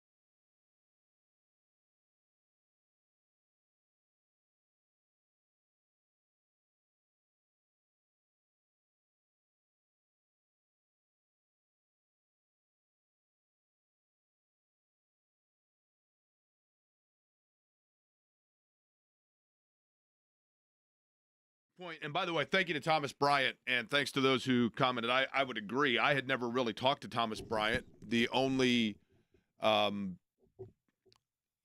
that I knew, obviously, is that, of his career. I mean, he played at Indiana. He then went from Indiana into the NBA and really was off to a good start in his career, had the knee injury in Washington, and then it became a little bit circuitous. And I think there are a lot of players, and really in anything that you do.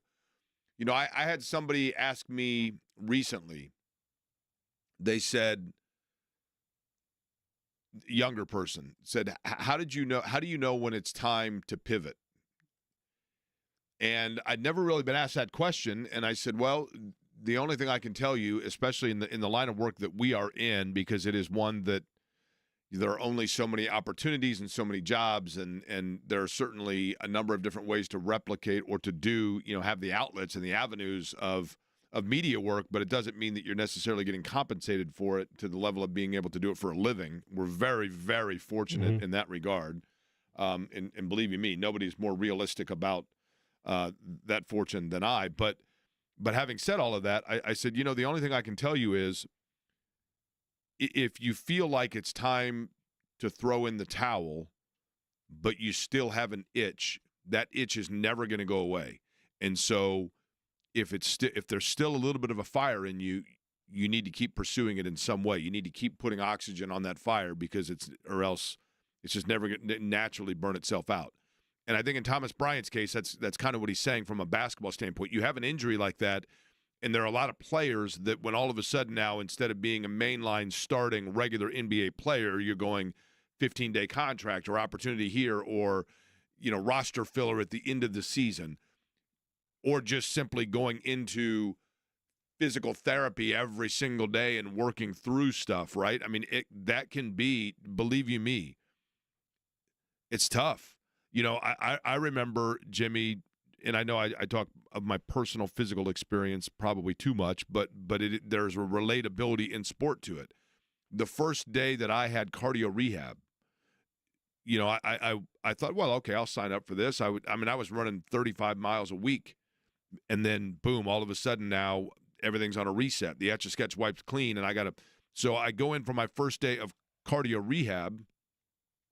And I go in there, and it's, 5 older, heavy-set guys with, New Balance shoes that they mow the lawn in. And I kind of laughed and thought, well, I don't need to be here, And then I'm like, wait a minute, but I do. I'm no better than any of these guys. There's a reason we're all in this same room together. And there was a humility that came with that. But then while you're working through that process, you're thinking to yourself, this isn't where I'm supposed to be. But it is where I am.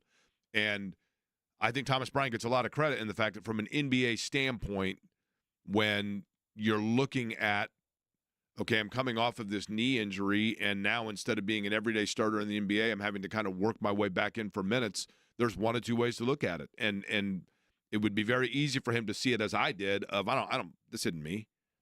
But then you just have that epiphany of, well, no, it is. And I think now you saw last night, assuming he stays healthy, he is a guy that absolutely merits being. I think it'd be great if this continues and they re-sign him and he becomes the backup or becomes a guy that makes, even if Miles Turner goes elsewhere, maybe there's an opportunity there. Isaiah Jackson also. I mean, there are going to be opportunities. So appreciated his candor, appreciated the conversation. It's a much more difficult decision as an athlete as well, because to your point, us as broadcasters, or whether you want to be a painter or an actor or whatever the case may be, that's type of stuff that doesn't require necessarily full-scale physical gifts to do. You could take a decade off and then decide in your 40s or 50s, you know what, I want to go pursue painting again. As an athlete, Thomas Bryant's 27 years old. He was 24, 25 when that knee injury happens. If you make that decision then to shut it down, you can't take 7-8 years off and then go back and be a high-level professional basketball player again. Like, it takes a lot of tough decision-making to be able to look in the mirror and say to yourself, no, I still want to go on as an athlete. Whereas with the other lines of work that we're in, yes, you can throw it in the towel, but you can always pick that back up. As an athlete, you only deal with such a finite window of opportunity. Now, you had mentioned, by the way, certain things that it takes when it comes to the defensive coordinator vacancy of the Indianapolis Colts and what they might be looking for, you pointed out something, Jimmy, a few minutes ago that you think is an important thing that it might take to get this job or for the Colts to find the right person. And we'll get back into that exact point next.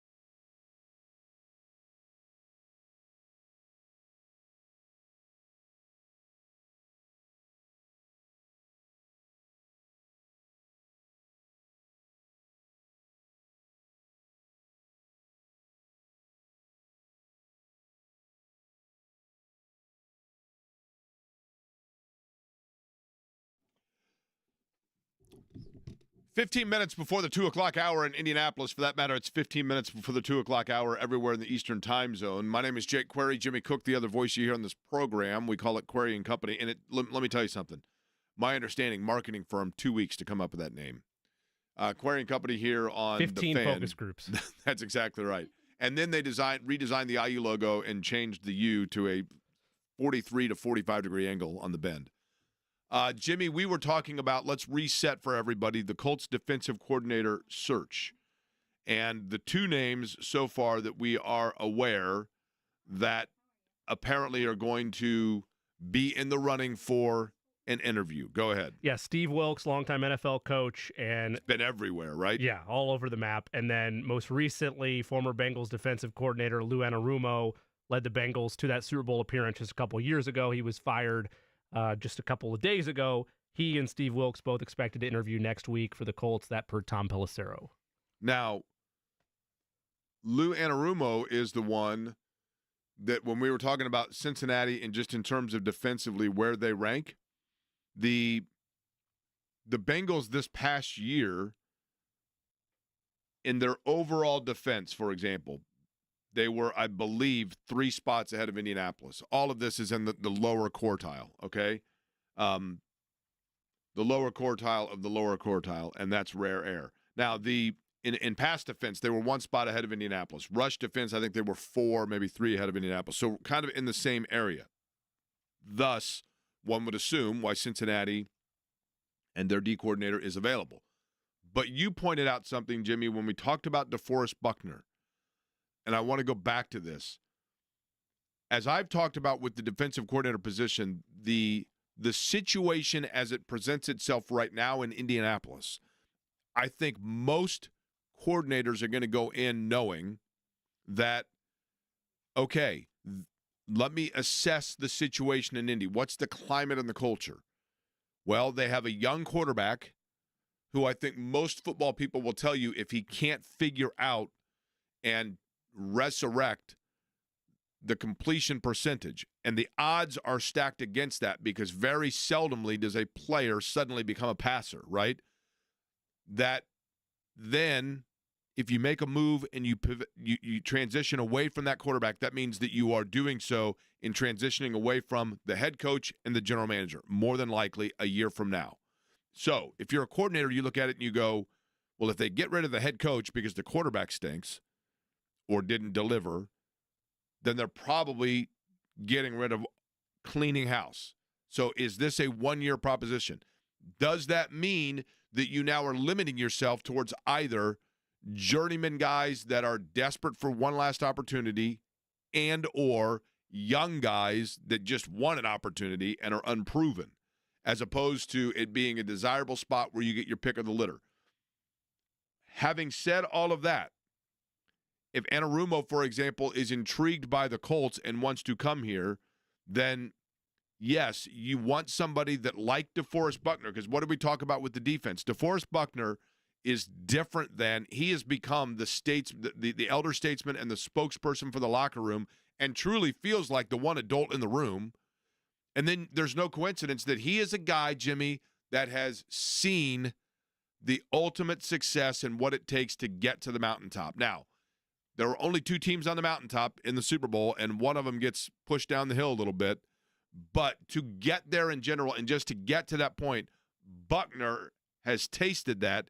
And to your point, so too Anarumo in terms of knowing what it takes. And that should matter for the Colts if you're operating underneath the pretenses we've established for them, which is you're going to be with a limited talent pool because you have the risk of a lame duck year for the Colts if things fail this year. And on top of that, the Colts, at least per Jim Irsay, are still operating under the mindset that they believe they can be a contender in the AFC. You can believe them on that. I don't. I think they're still a flawed roster, and I think that Anthony Richardson, from what we've seen to this stage, shouldn't offer up a lot of confidence to run it back again in 2025. But I'm not Jim Irsay. I don't make those calls. He has, and with the path that he has put the Colts on, I want somebody leading this defense that has cachet, that has an aura about them like Buckner does, where, no, that guy's done that before. He's been around the league. He's not some upstart young coach that's looking for an opportunity. He's not some way past his prime has been, that's just doing a favor because he knows the Steichen family or the Irsay family. He looks at an opportunity here, wants to reestablish the fact that he's one of the top coordinators in the sport. Just 2 years ago, people were looking around the NFL at Lou Anarumo and saying, this is a guy that is the very top of his craft, and the Bengals are a threat on that side of the ball because of it. Yes, they've regressed the last 2 seasons, and you outlined the fact that they struggled for the most part for this year. I would chalk up a fair amount of that to personnel decisions that were made by the Bengals front office and less on the scheme and approach that Lou Anarumo takes to his job. More so to that end, though, when I look at what the Colts need this year, what they need to reset that defense with still some bright young pieces, if you're able to get Juju Brents having a healthy campaign and you're able to map out a little bit more with the secondary and getting help in that department. You're only a veteran or 2 away in that regard if you have the right complex defensive mind. But the idea of then putting the cherry on top of a coordinator that has done it at the highest level, that took a Bengals team that was the laughing stock of their division, the laughing stock of the AFC North defensively, and in 2 seasons turns them around and makes them a Super Bowl-worthy defense, that's something that you're not going to find over the large scale of the talent pool the Colts are likely operating with.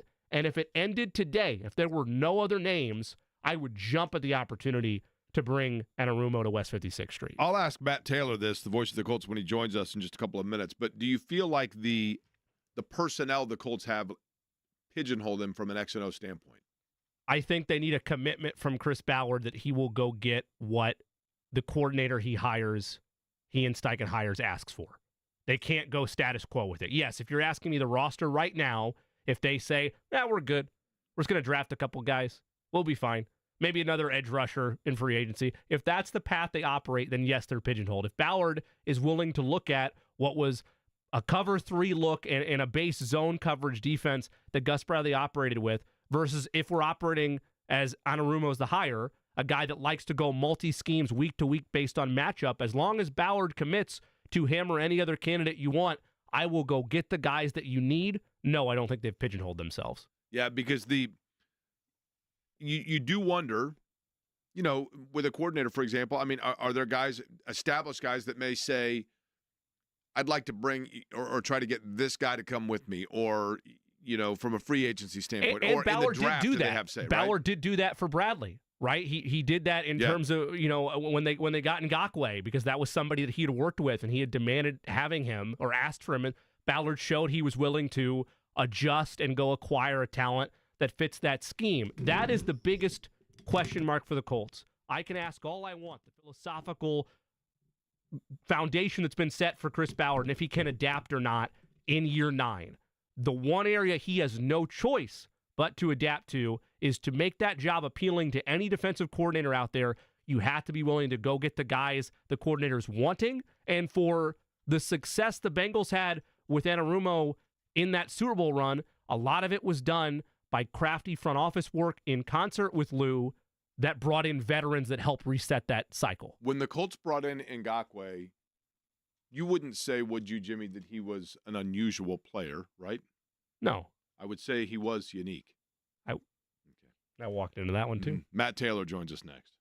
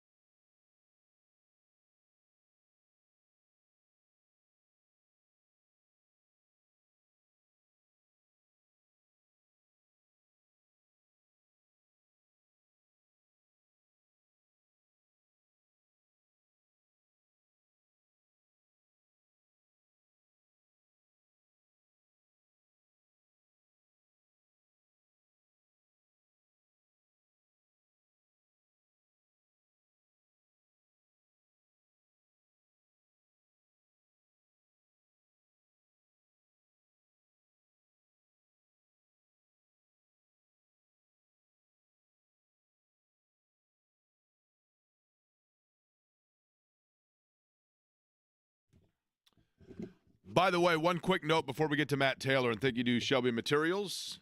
Matt will join us on the Express Pro Tire and Auto Guest Line in just a second. This not necessarily consequential locally speaking, but just announced in the last 30 minutes or so, the NBA is postponing the Lakers-Hornets game tonight at Crypto Arena due to the wildfires in the Los Angeles area.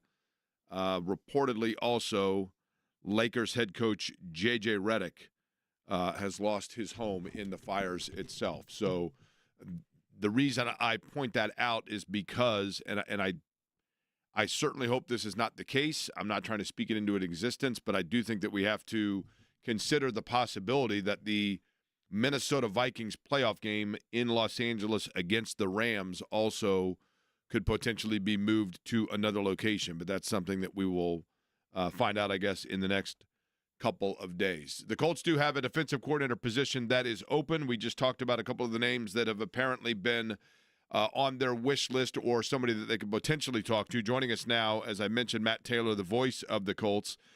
Matt, I'll begin with this. Jimmy and I were just talking about it. In terms of if you are going to bring in a new defensive coordinator, we know that Gus Bradley is not going to be retained. His contract has expired.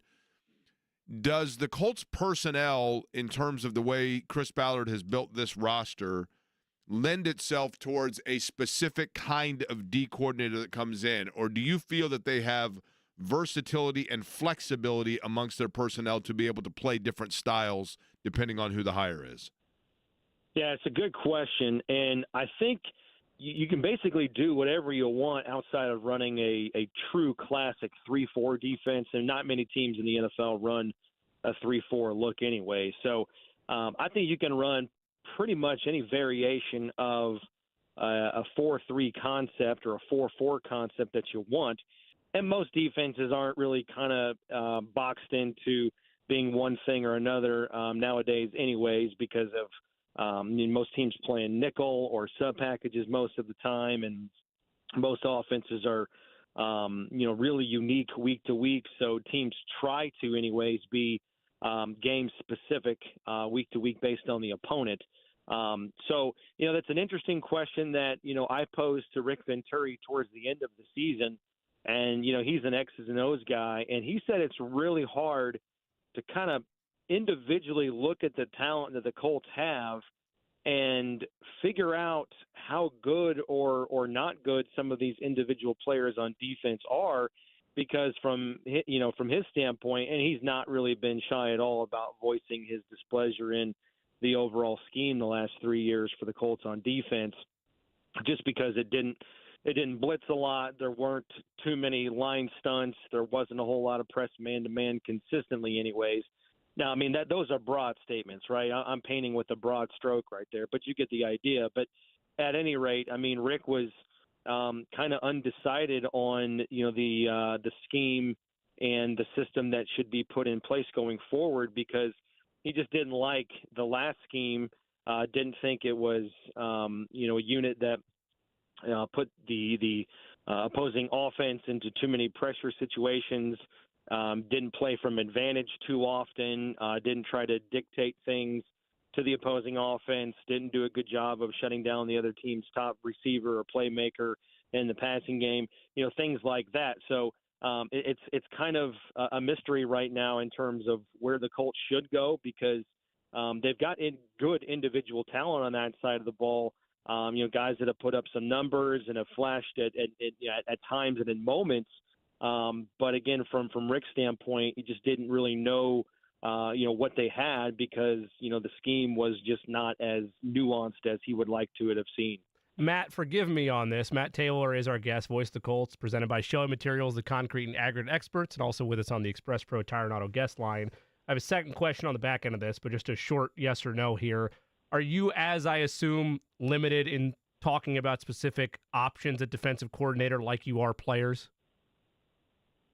No, but I mean, that being said, this happened 24 hours ago. So if you're going to ask me like who the leading candidates No. I meant just specifics of like fit and preference. Whereas like we have to kind of be vague with players in that regard with how things operate. So no, I was going to ask you who the front runner was, but we were talking before we brought you on about if the Colts could potentially have a limited talent pool because maybe this is a 1-year job depending on how the season goes and how the front office might change next year. The head coaching position might change next year, but one name that's being reported is Cincinnati or formerly Bengals defensive coordinator Lou Anarumo. And Jake and I talked about how there is something to having somebody within a locker room that has the cachet of having played at the highest level or coached the highest level the sport has to offer. DeForest Buckner, on a player standpoint, carries that weight. He's been to a Super Bowl. He's been a player or two away from winning a Super Bowl. Yes, the Bengals have had 2 down years consecutively, but Anarumo just a year ago was linked to the Cardinals job and was viewed by many as one of the top defensive coordinators in the sport. Is there something to that where if you have a candidacy lineup of 4 or 5 guys and you look at what Anarumo's been able to do and you say, man, he's done it at the highest level, is that something with where this group's at that would give an edge? Yeah, I think that's fair, but to also be fair too, Gus Bradley did that with the Seahawks, right? It's not like they looked at him and said this guy doesn't know what the heck he's doing. So I think it's fair to say that to some degree, especially if you've done it more recently.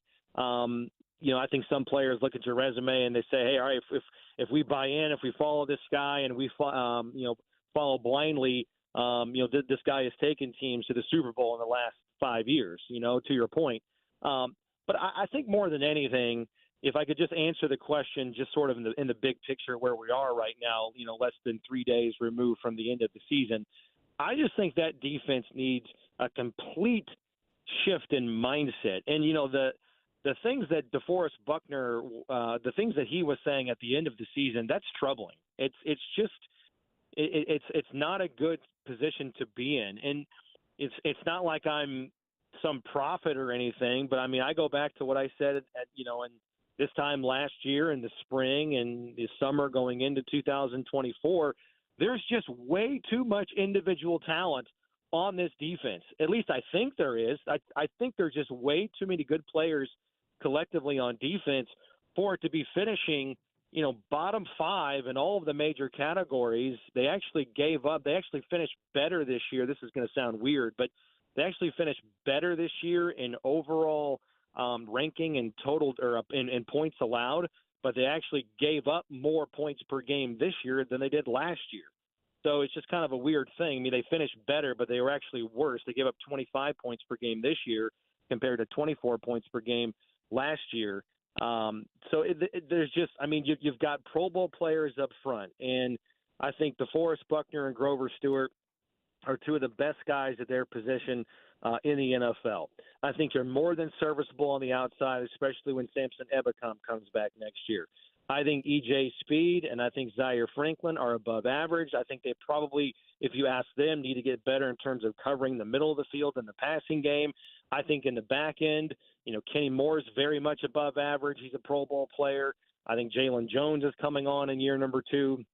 If Juju Brents can get it squared away in terms of health, I think he can be a good player. Julian Blackmon has shown he's a good player in the past. He played with a torn labrum, for 16 out of 17 weeks this year, which kind of hampered his ability and impacted his season. But I'm saying there's just way too much individual talent in this defense for it to be finishing where it has finished in each of the last 3 seasons.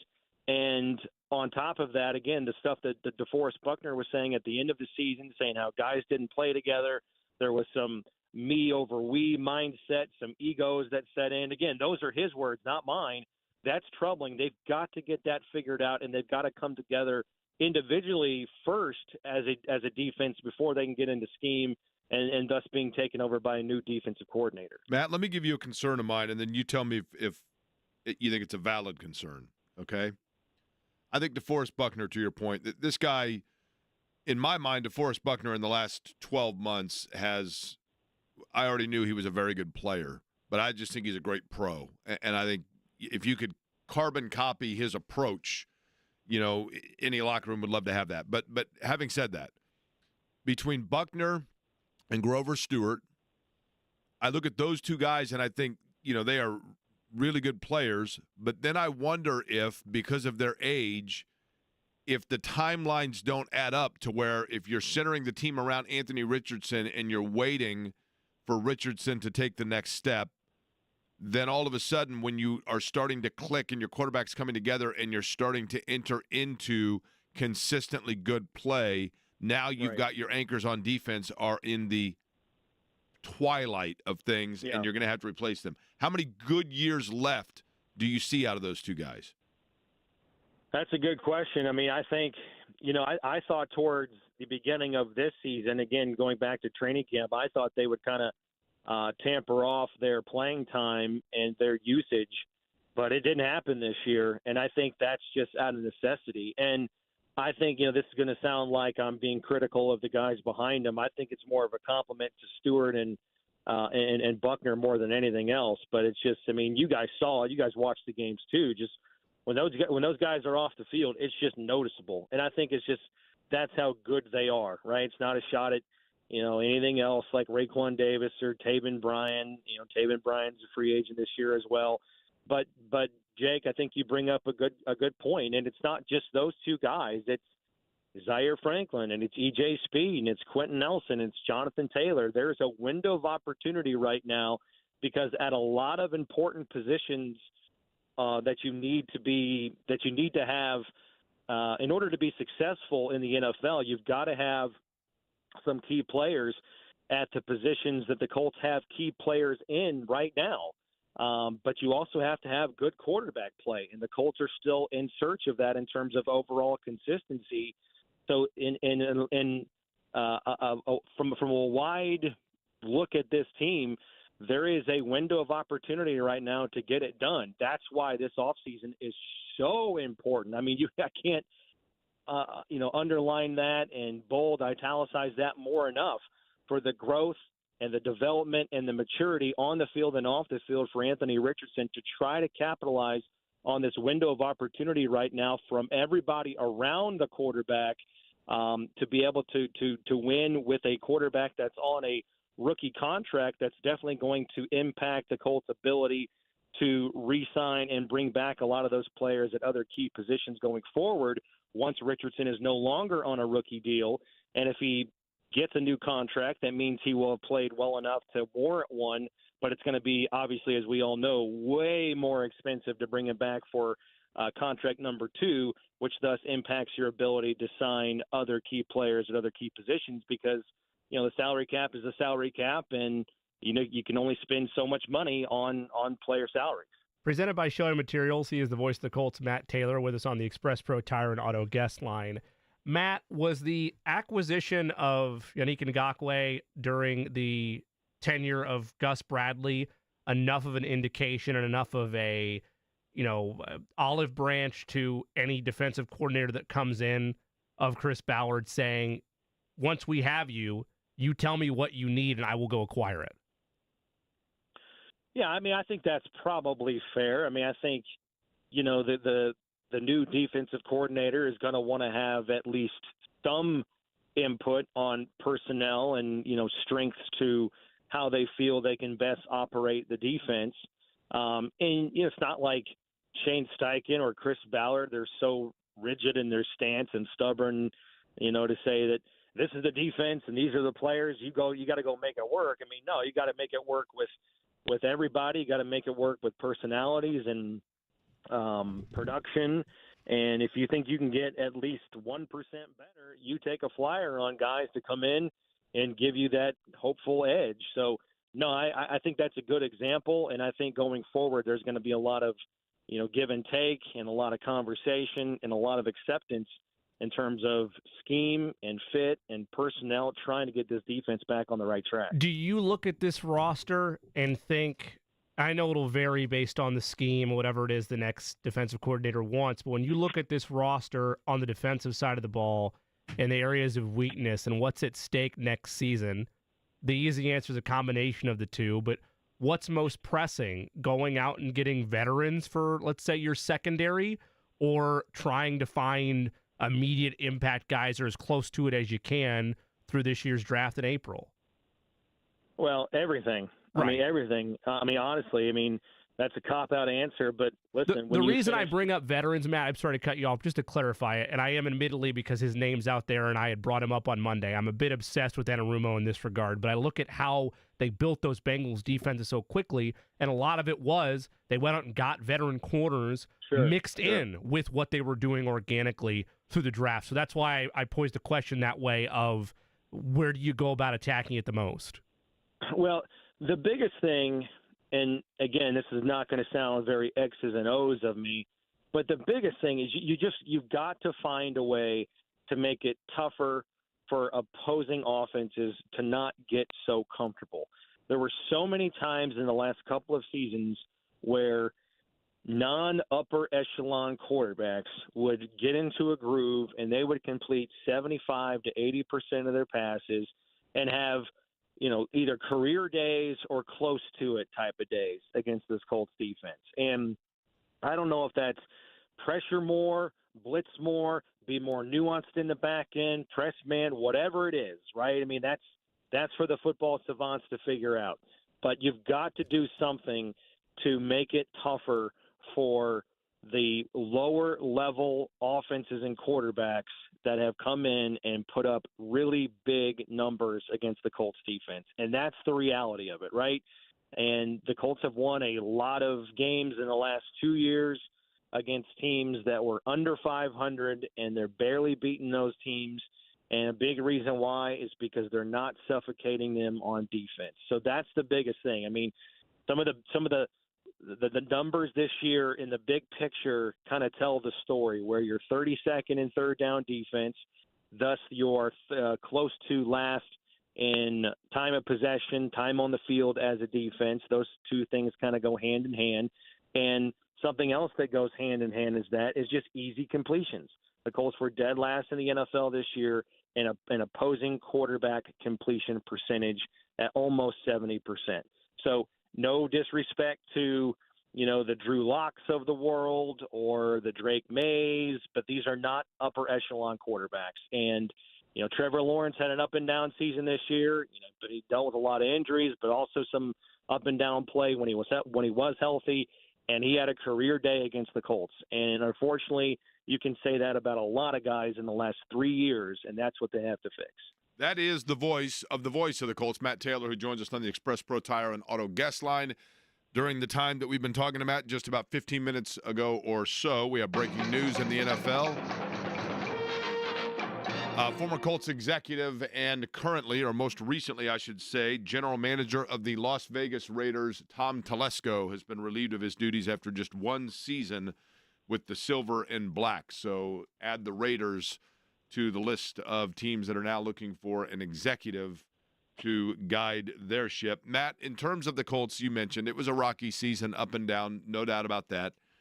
When you look back on it, and I think for me, Matt, you and I probably talked about this, when you do what we do for a living, sometimes the slideshow is going past you at a very fast rate. You're going from one game to the next, one season to the next, and it's not really in the moment where you are aware of the fun that can be had, the privilege that's there. I'm not saying you don't understand that, but you get what I'm saying. When you really look back on it and you look back at this season, give me some highlights. Give me a couple of things that you look back on. You go, you know what? I know that it didn't end out the way that it was supposed to, but instead of being doom and gloom, there are some things that were fun. What was the most fun you had this year? Good question.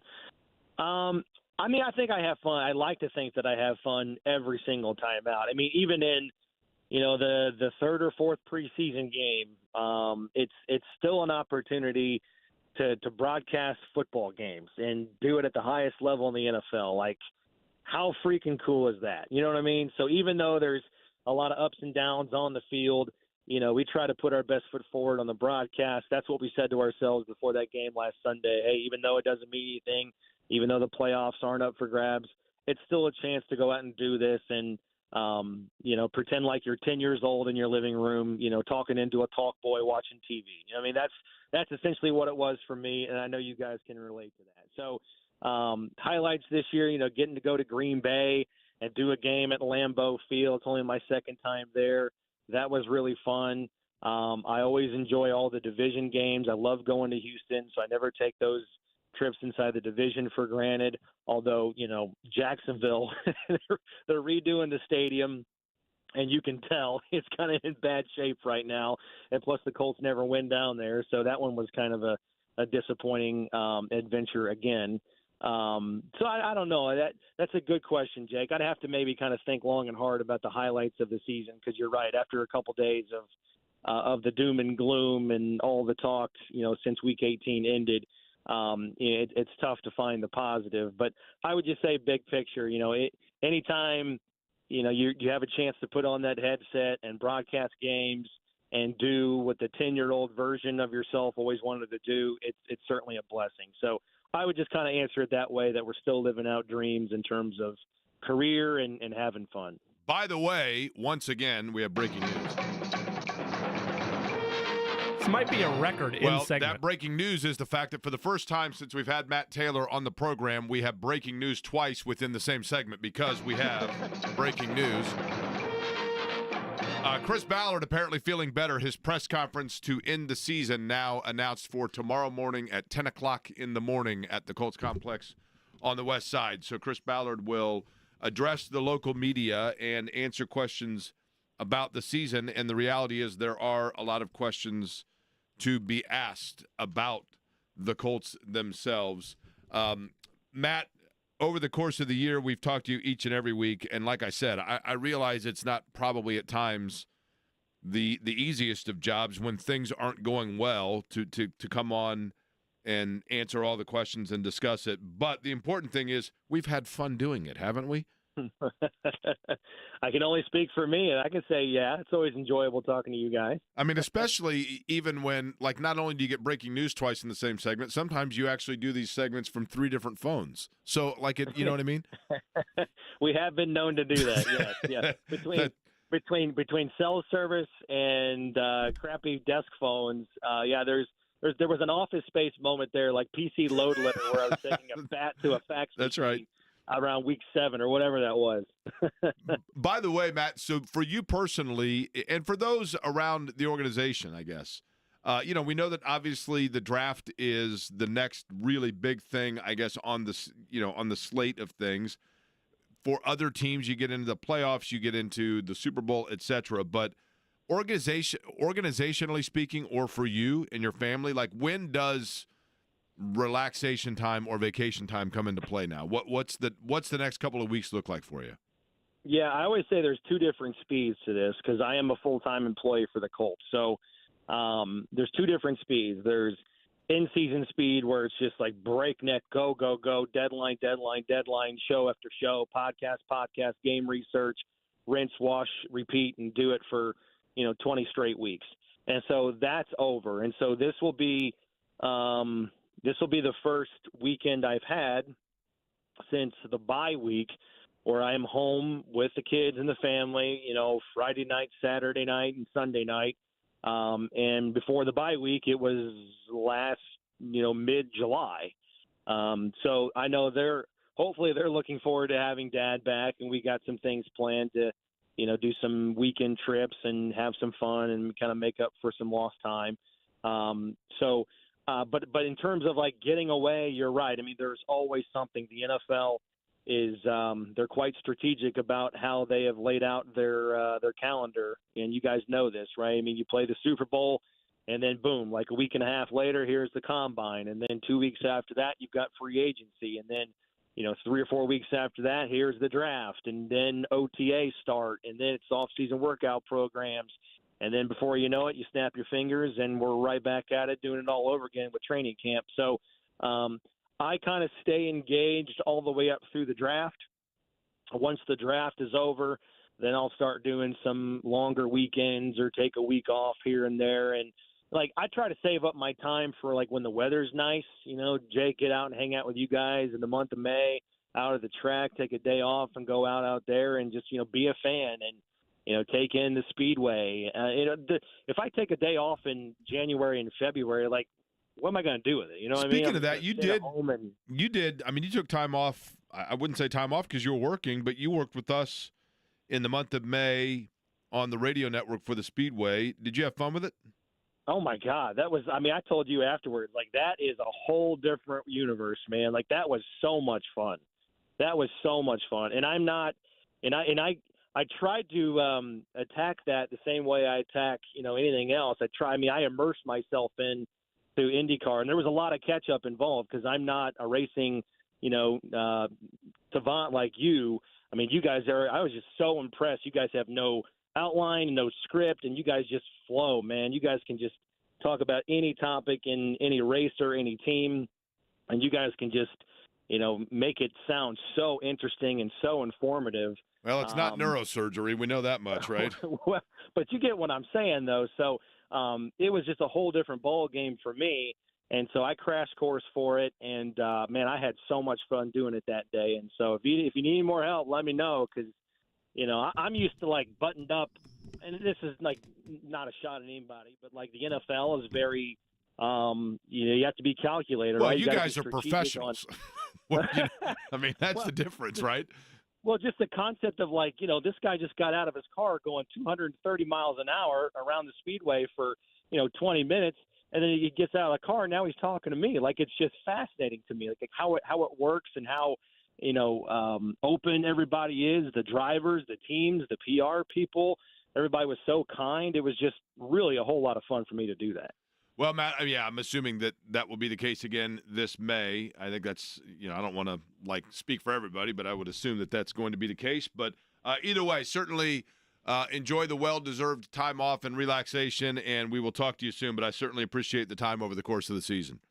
My pleasure. Yeah, anytime. You got my cell phone number. All right, I'm in town, so call me when you need me. I appreciate you guys. Appreciate it. Matt Thanks, Taylor, Matt. the voice of the Colts and the Express Pro Tire and Auto Guest Line. He was talking about the calendar of events and the way that the NFL does it. I just came up with another $1 million idea. This is what I do. I'm like Kramer coming up with the cologne for the beach. I've got an idea for the NFL they have not yet done, and I'm going to make $1 million off of it with my new idea that I'm going to pitch to them. Have you trademarked it yet? No, but the trademark is still in the process, by the way, for Why Not Indiana. But why not my idea for the NFL that I'm going to tell you in just a couple of minutes here, and you're going to say to yourself, once again, genius strikes.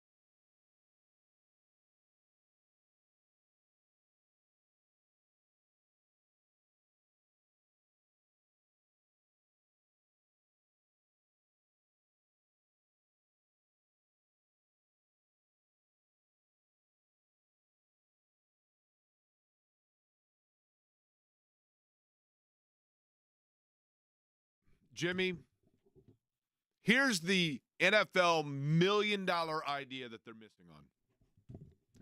Let's go through the NFL calendar, shall we? Yeah, we shall. You have the playoffs that take place in January, right? That is correct. That goes into the Super Bowl. Everybody watches the Super Bowl. Commercials, big deal, all of it, right? Wings, beer, Diet Coke, perfectly sufficient, the whole nine. Winner goes to Disney World. I'm going to Disney World. All commercialized. Then what's next on the schedule? The Combine, right? Combine is, I think, is correct. Well, first off, it's pro days. Everybody's got a pro day, Oh, yeah. right? You're big on the pro days. Everybody's got a pro day. Then it's the Combine, which at one time was the most top secret Area 51. Don't tell anybody. We can't let anybody in because this is extremely important. It's nothing but GMs and coaches, and we can't tell you what goes on because it's top flight stuff, and it's very important, and it's top secret stuff. And we can just tell you that when it comes to the draft, it's very important. It's top secret. We can't let anybody in. And then somebody went, fans will actually pay to watch this. It's pretty important, so let's Frank Reich? We'll let 1,000 fans in, right? We can actually put it on TV and make a lot of money. We'll put it on TV because in reality, it's not very important anyway. It's the pro days that's important to us because that's where the top secret stuff takes place. Okay. So, Combine, there you go, commercialized. Then the draft. Then, what's next? It's Free OTAs, agency mixed right? in there too, but yes. Yeah. Oh, the free agency countdown, right? Yes. Can't forget the free agency countdown. Franchise tag, will they or won't they? Correct. Then you get into the OTAs. Yep. Then, and I can't remember where this is in here. I'm probably burying it somewhere. Maybe my sequence is off. Schedule release day. Ooh, that's always right around countdown. May. Ho. What is your prediction for the Colts schedule this year? One of my favorite holidays that no one else will participate with, maybe because they don't believe in it. So that's all right. Here is my $1 million idea. All of these things we're talking about. Does anybody really care for the Las Vegas Raiders in participation with these things? They ain't making the playoffs. The pro days and all that. I mean, everybody that lives in Las Vegas, they're like, yeah, man, I moved out here because I'm a gambling addict. I'm actually a Bucks fan. You know, right? The Carolina Panthers, they ain't making the playoffs. They're not close. The New Orleans Saints. So here's what you do. The Monday after the regular season is over. So that would have been this past Monday. Correct.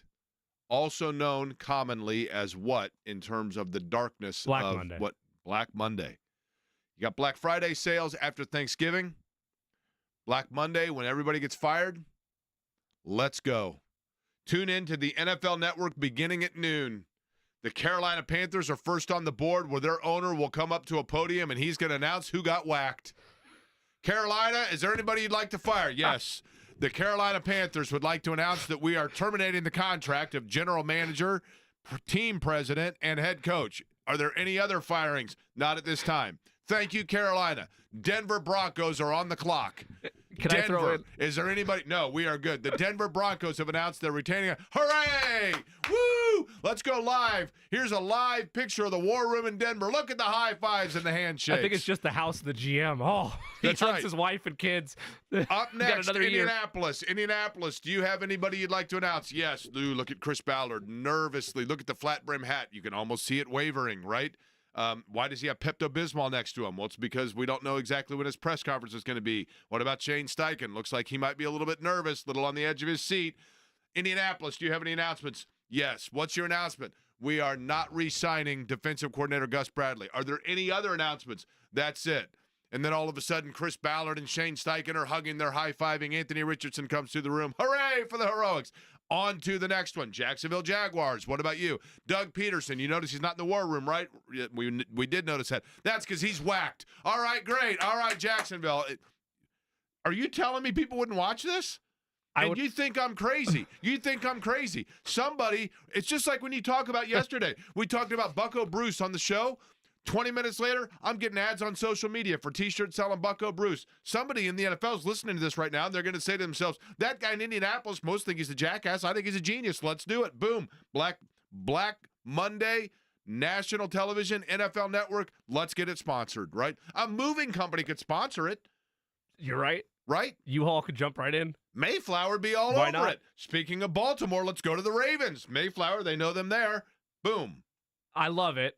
I want to add one wrinkle to it. When it's time for each team to be on the clock instead of the do do do do do do do do, you need either the Godfather or like some type of. No. I got it right now. You got to get a better song choice. The opening theme, we just played it the other day for Blue Oyster Cult. Do do do do do do Yep. do. Yep. Don't fear the Reaper, right? Yes, you yeah, got to yeah, play for that. sure. I mean, Yeah. you play that, and then Chris Ballard didn't have to fear the Reaper. He lives for another year. Chris Ballard, by the way, this moment of the Indianapolis Colts on Black Monday NFL coverage brought to you by 9 Lives. Morris the cat is very fond of that cat food, and so too Chris Ballard, because he's gotten his 9th one. Chris Ballard, by the way. There we go, baby. Up next, the New Orleans Saints. You're on the clock. Yes, we'd like to announce that we are retaining everybody. There are no firings. Okay, thank you very much. Well, now a live shot outside of West 56. There's appears to be pitchforks and torches brought to you by Home Depot. They're not very happy with this That is decision exactly to keep correct. everybody. I'm telling you. See, these are the things that just hit me in the middle of the night. Right then, it just hit me right then. Why aren't we doing this? Because people anticipated, do they not? Literally, in today's world, as soon as the season was over with, people were like, I'm constantly refreshing, waiting for the update. And we have all kinds of other prep shows or pre-draft shows. Why not Right. Are they safe or not show? Right. I like it. Like to be a ground floor investor. Sign me up. I'm telling you, it is a $1 million idea. $1 million idea. Next time you see Jerry Jones in a battle outside of the combine bathroom, you can pitch it to him. Do you notice that nobody is shaking hands with Jerry Jones? It's not because they're not retaining anybody. It's because actually of the fact that he didn't wash his hands after using the restroom. As evidenced by Jake Query at the Combine in roughly 2005. Do you have plays of the day, by the way, Jimmy? Got a couple of them. This is the wildly popular, highly anticipated, and still yet once again available to be sponsored Jimmy's Plays of the Day, which is next.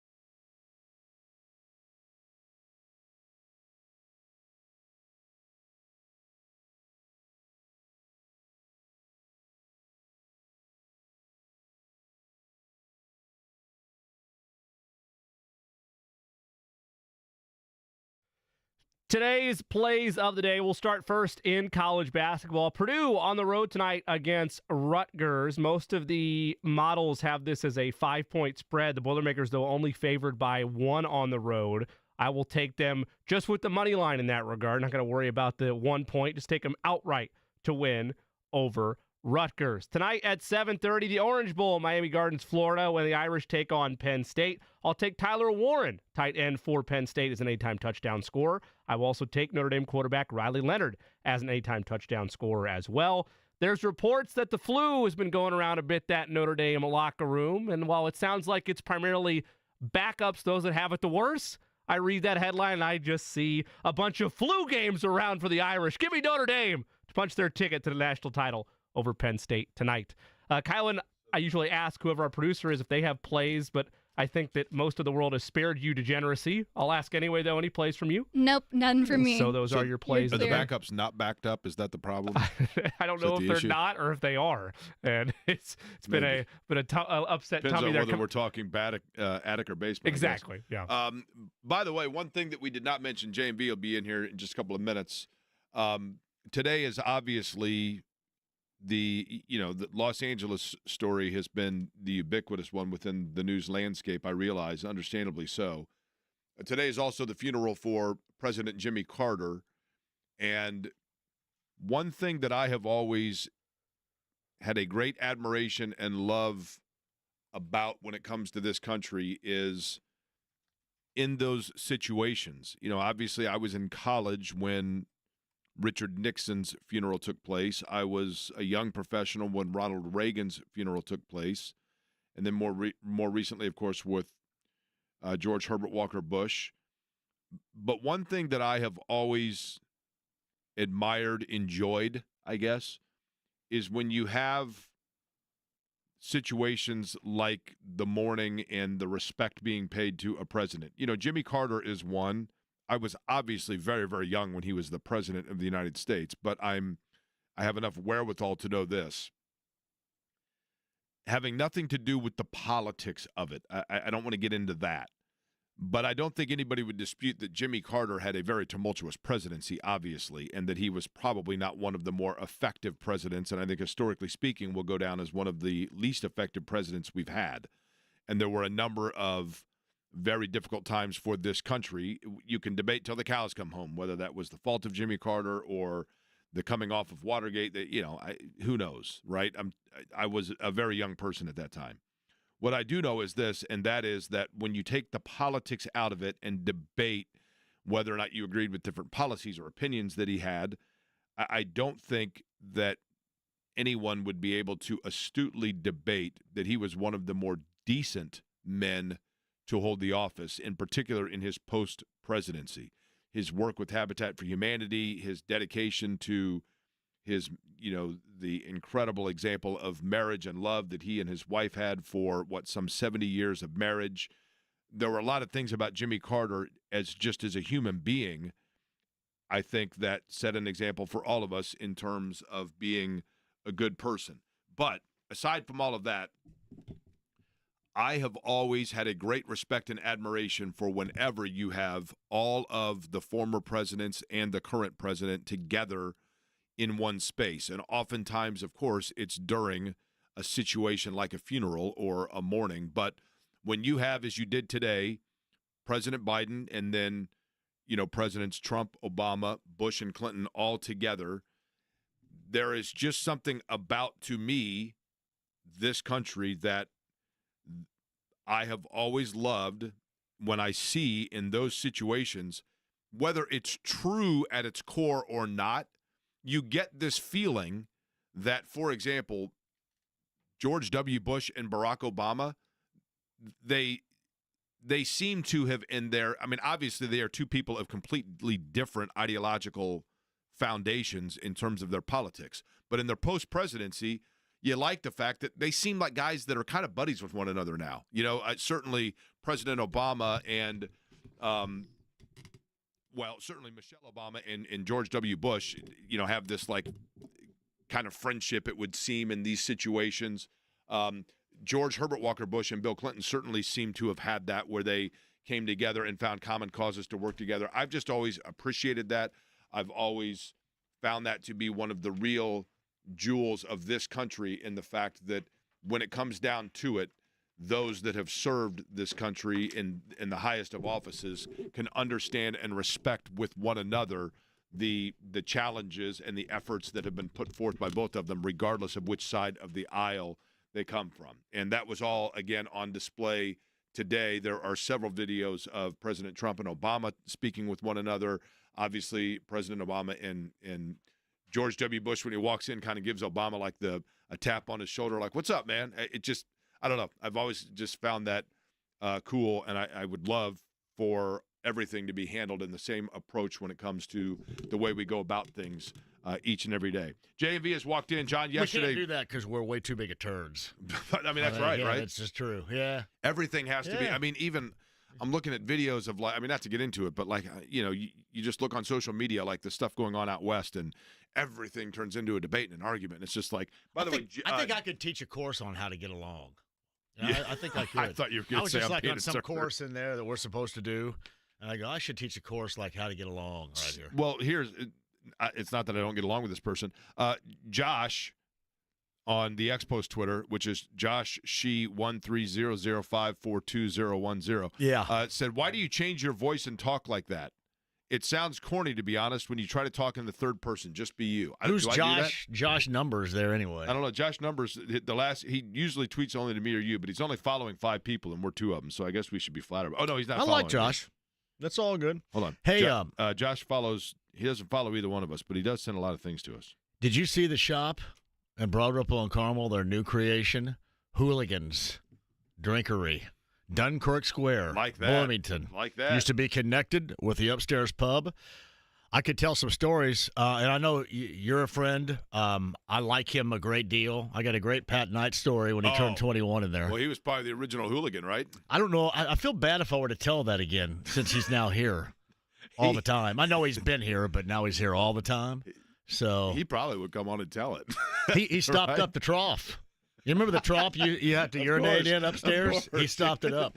Yeah. No, he stopped up the trough. Well, I remember the time when Pat got in a little trouble when he was a player and walked into Assembly Hall and had to see his dad for the first time, and his dad chased him up and down the ramps of Assembly Hall. We were not there together. I did not know him. I'd played against him a couple of different times, but I did not know him at the time. But Hooligans was one of the greatest places of all time. One of my favorite DJs ever was DJ Sean D. Adams, who was, when I first started going to the bars, both legally and illegally, he was the DJ there. But Hooligans was just outstanding. Call up Brian Kelly at the shop and get yourself a Hooligans Yes, t-shirt. and I tell you who I want to send it to is Trent Green. Because I've never been so jealous of another human being in my life than the chicks that were just draped all over Trent Green and Hooligans back in the early 90s. And I'm there with a red turtleneck and my chain, gold chain on the outside, looking like I'm in Color Me Bad. And getting nothing. You just got getting nothing. You just got zero. Off a work shift and Trent Green's just got him all around him, man. John's up next. By the way, Chris Ballard tomorrow, 10 a.m. Don't know if you saw that or not, John, but that press conference is going to be taking place tomorrow. So we'll talk about that tomorrow. But what do you got lined up for us, JV? We're going to do Rob Blackman from Jersey and a little bit too. Chapel a little bit later. I think Ian Eagle going to join us too. He's got a lot of work going on this weekend, so going to be busy. All right, that is all upcoming with J&V. We'll be back with you at noon tomorrow. Thanks for listening to Aquarian Company.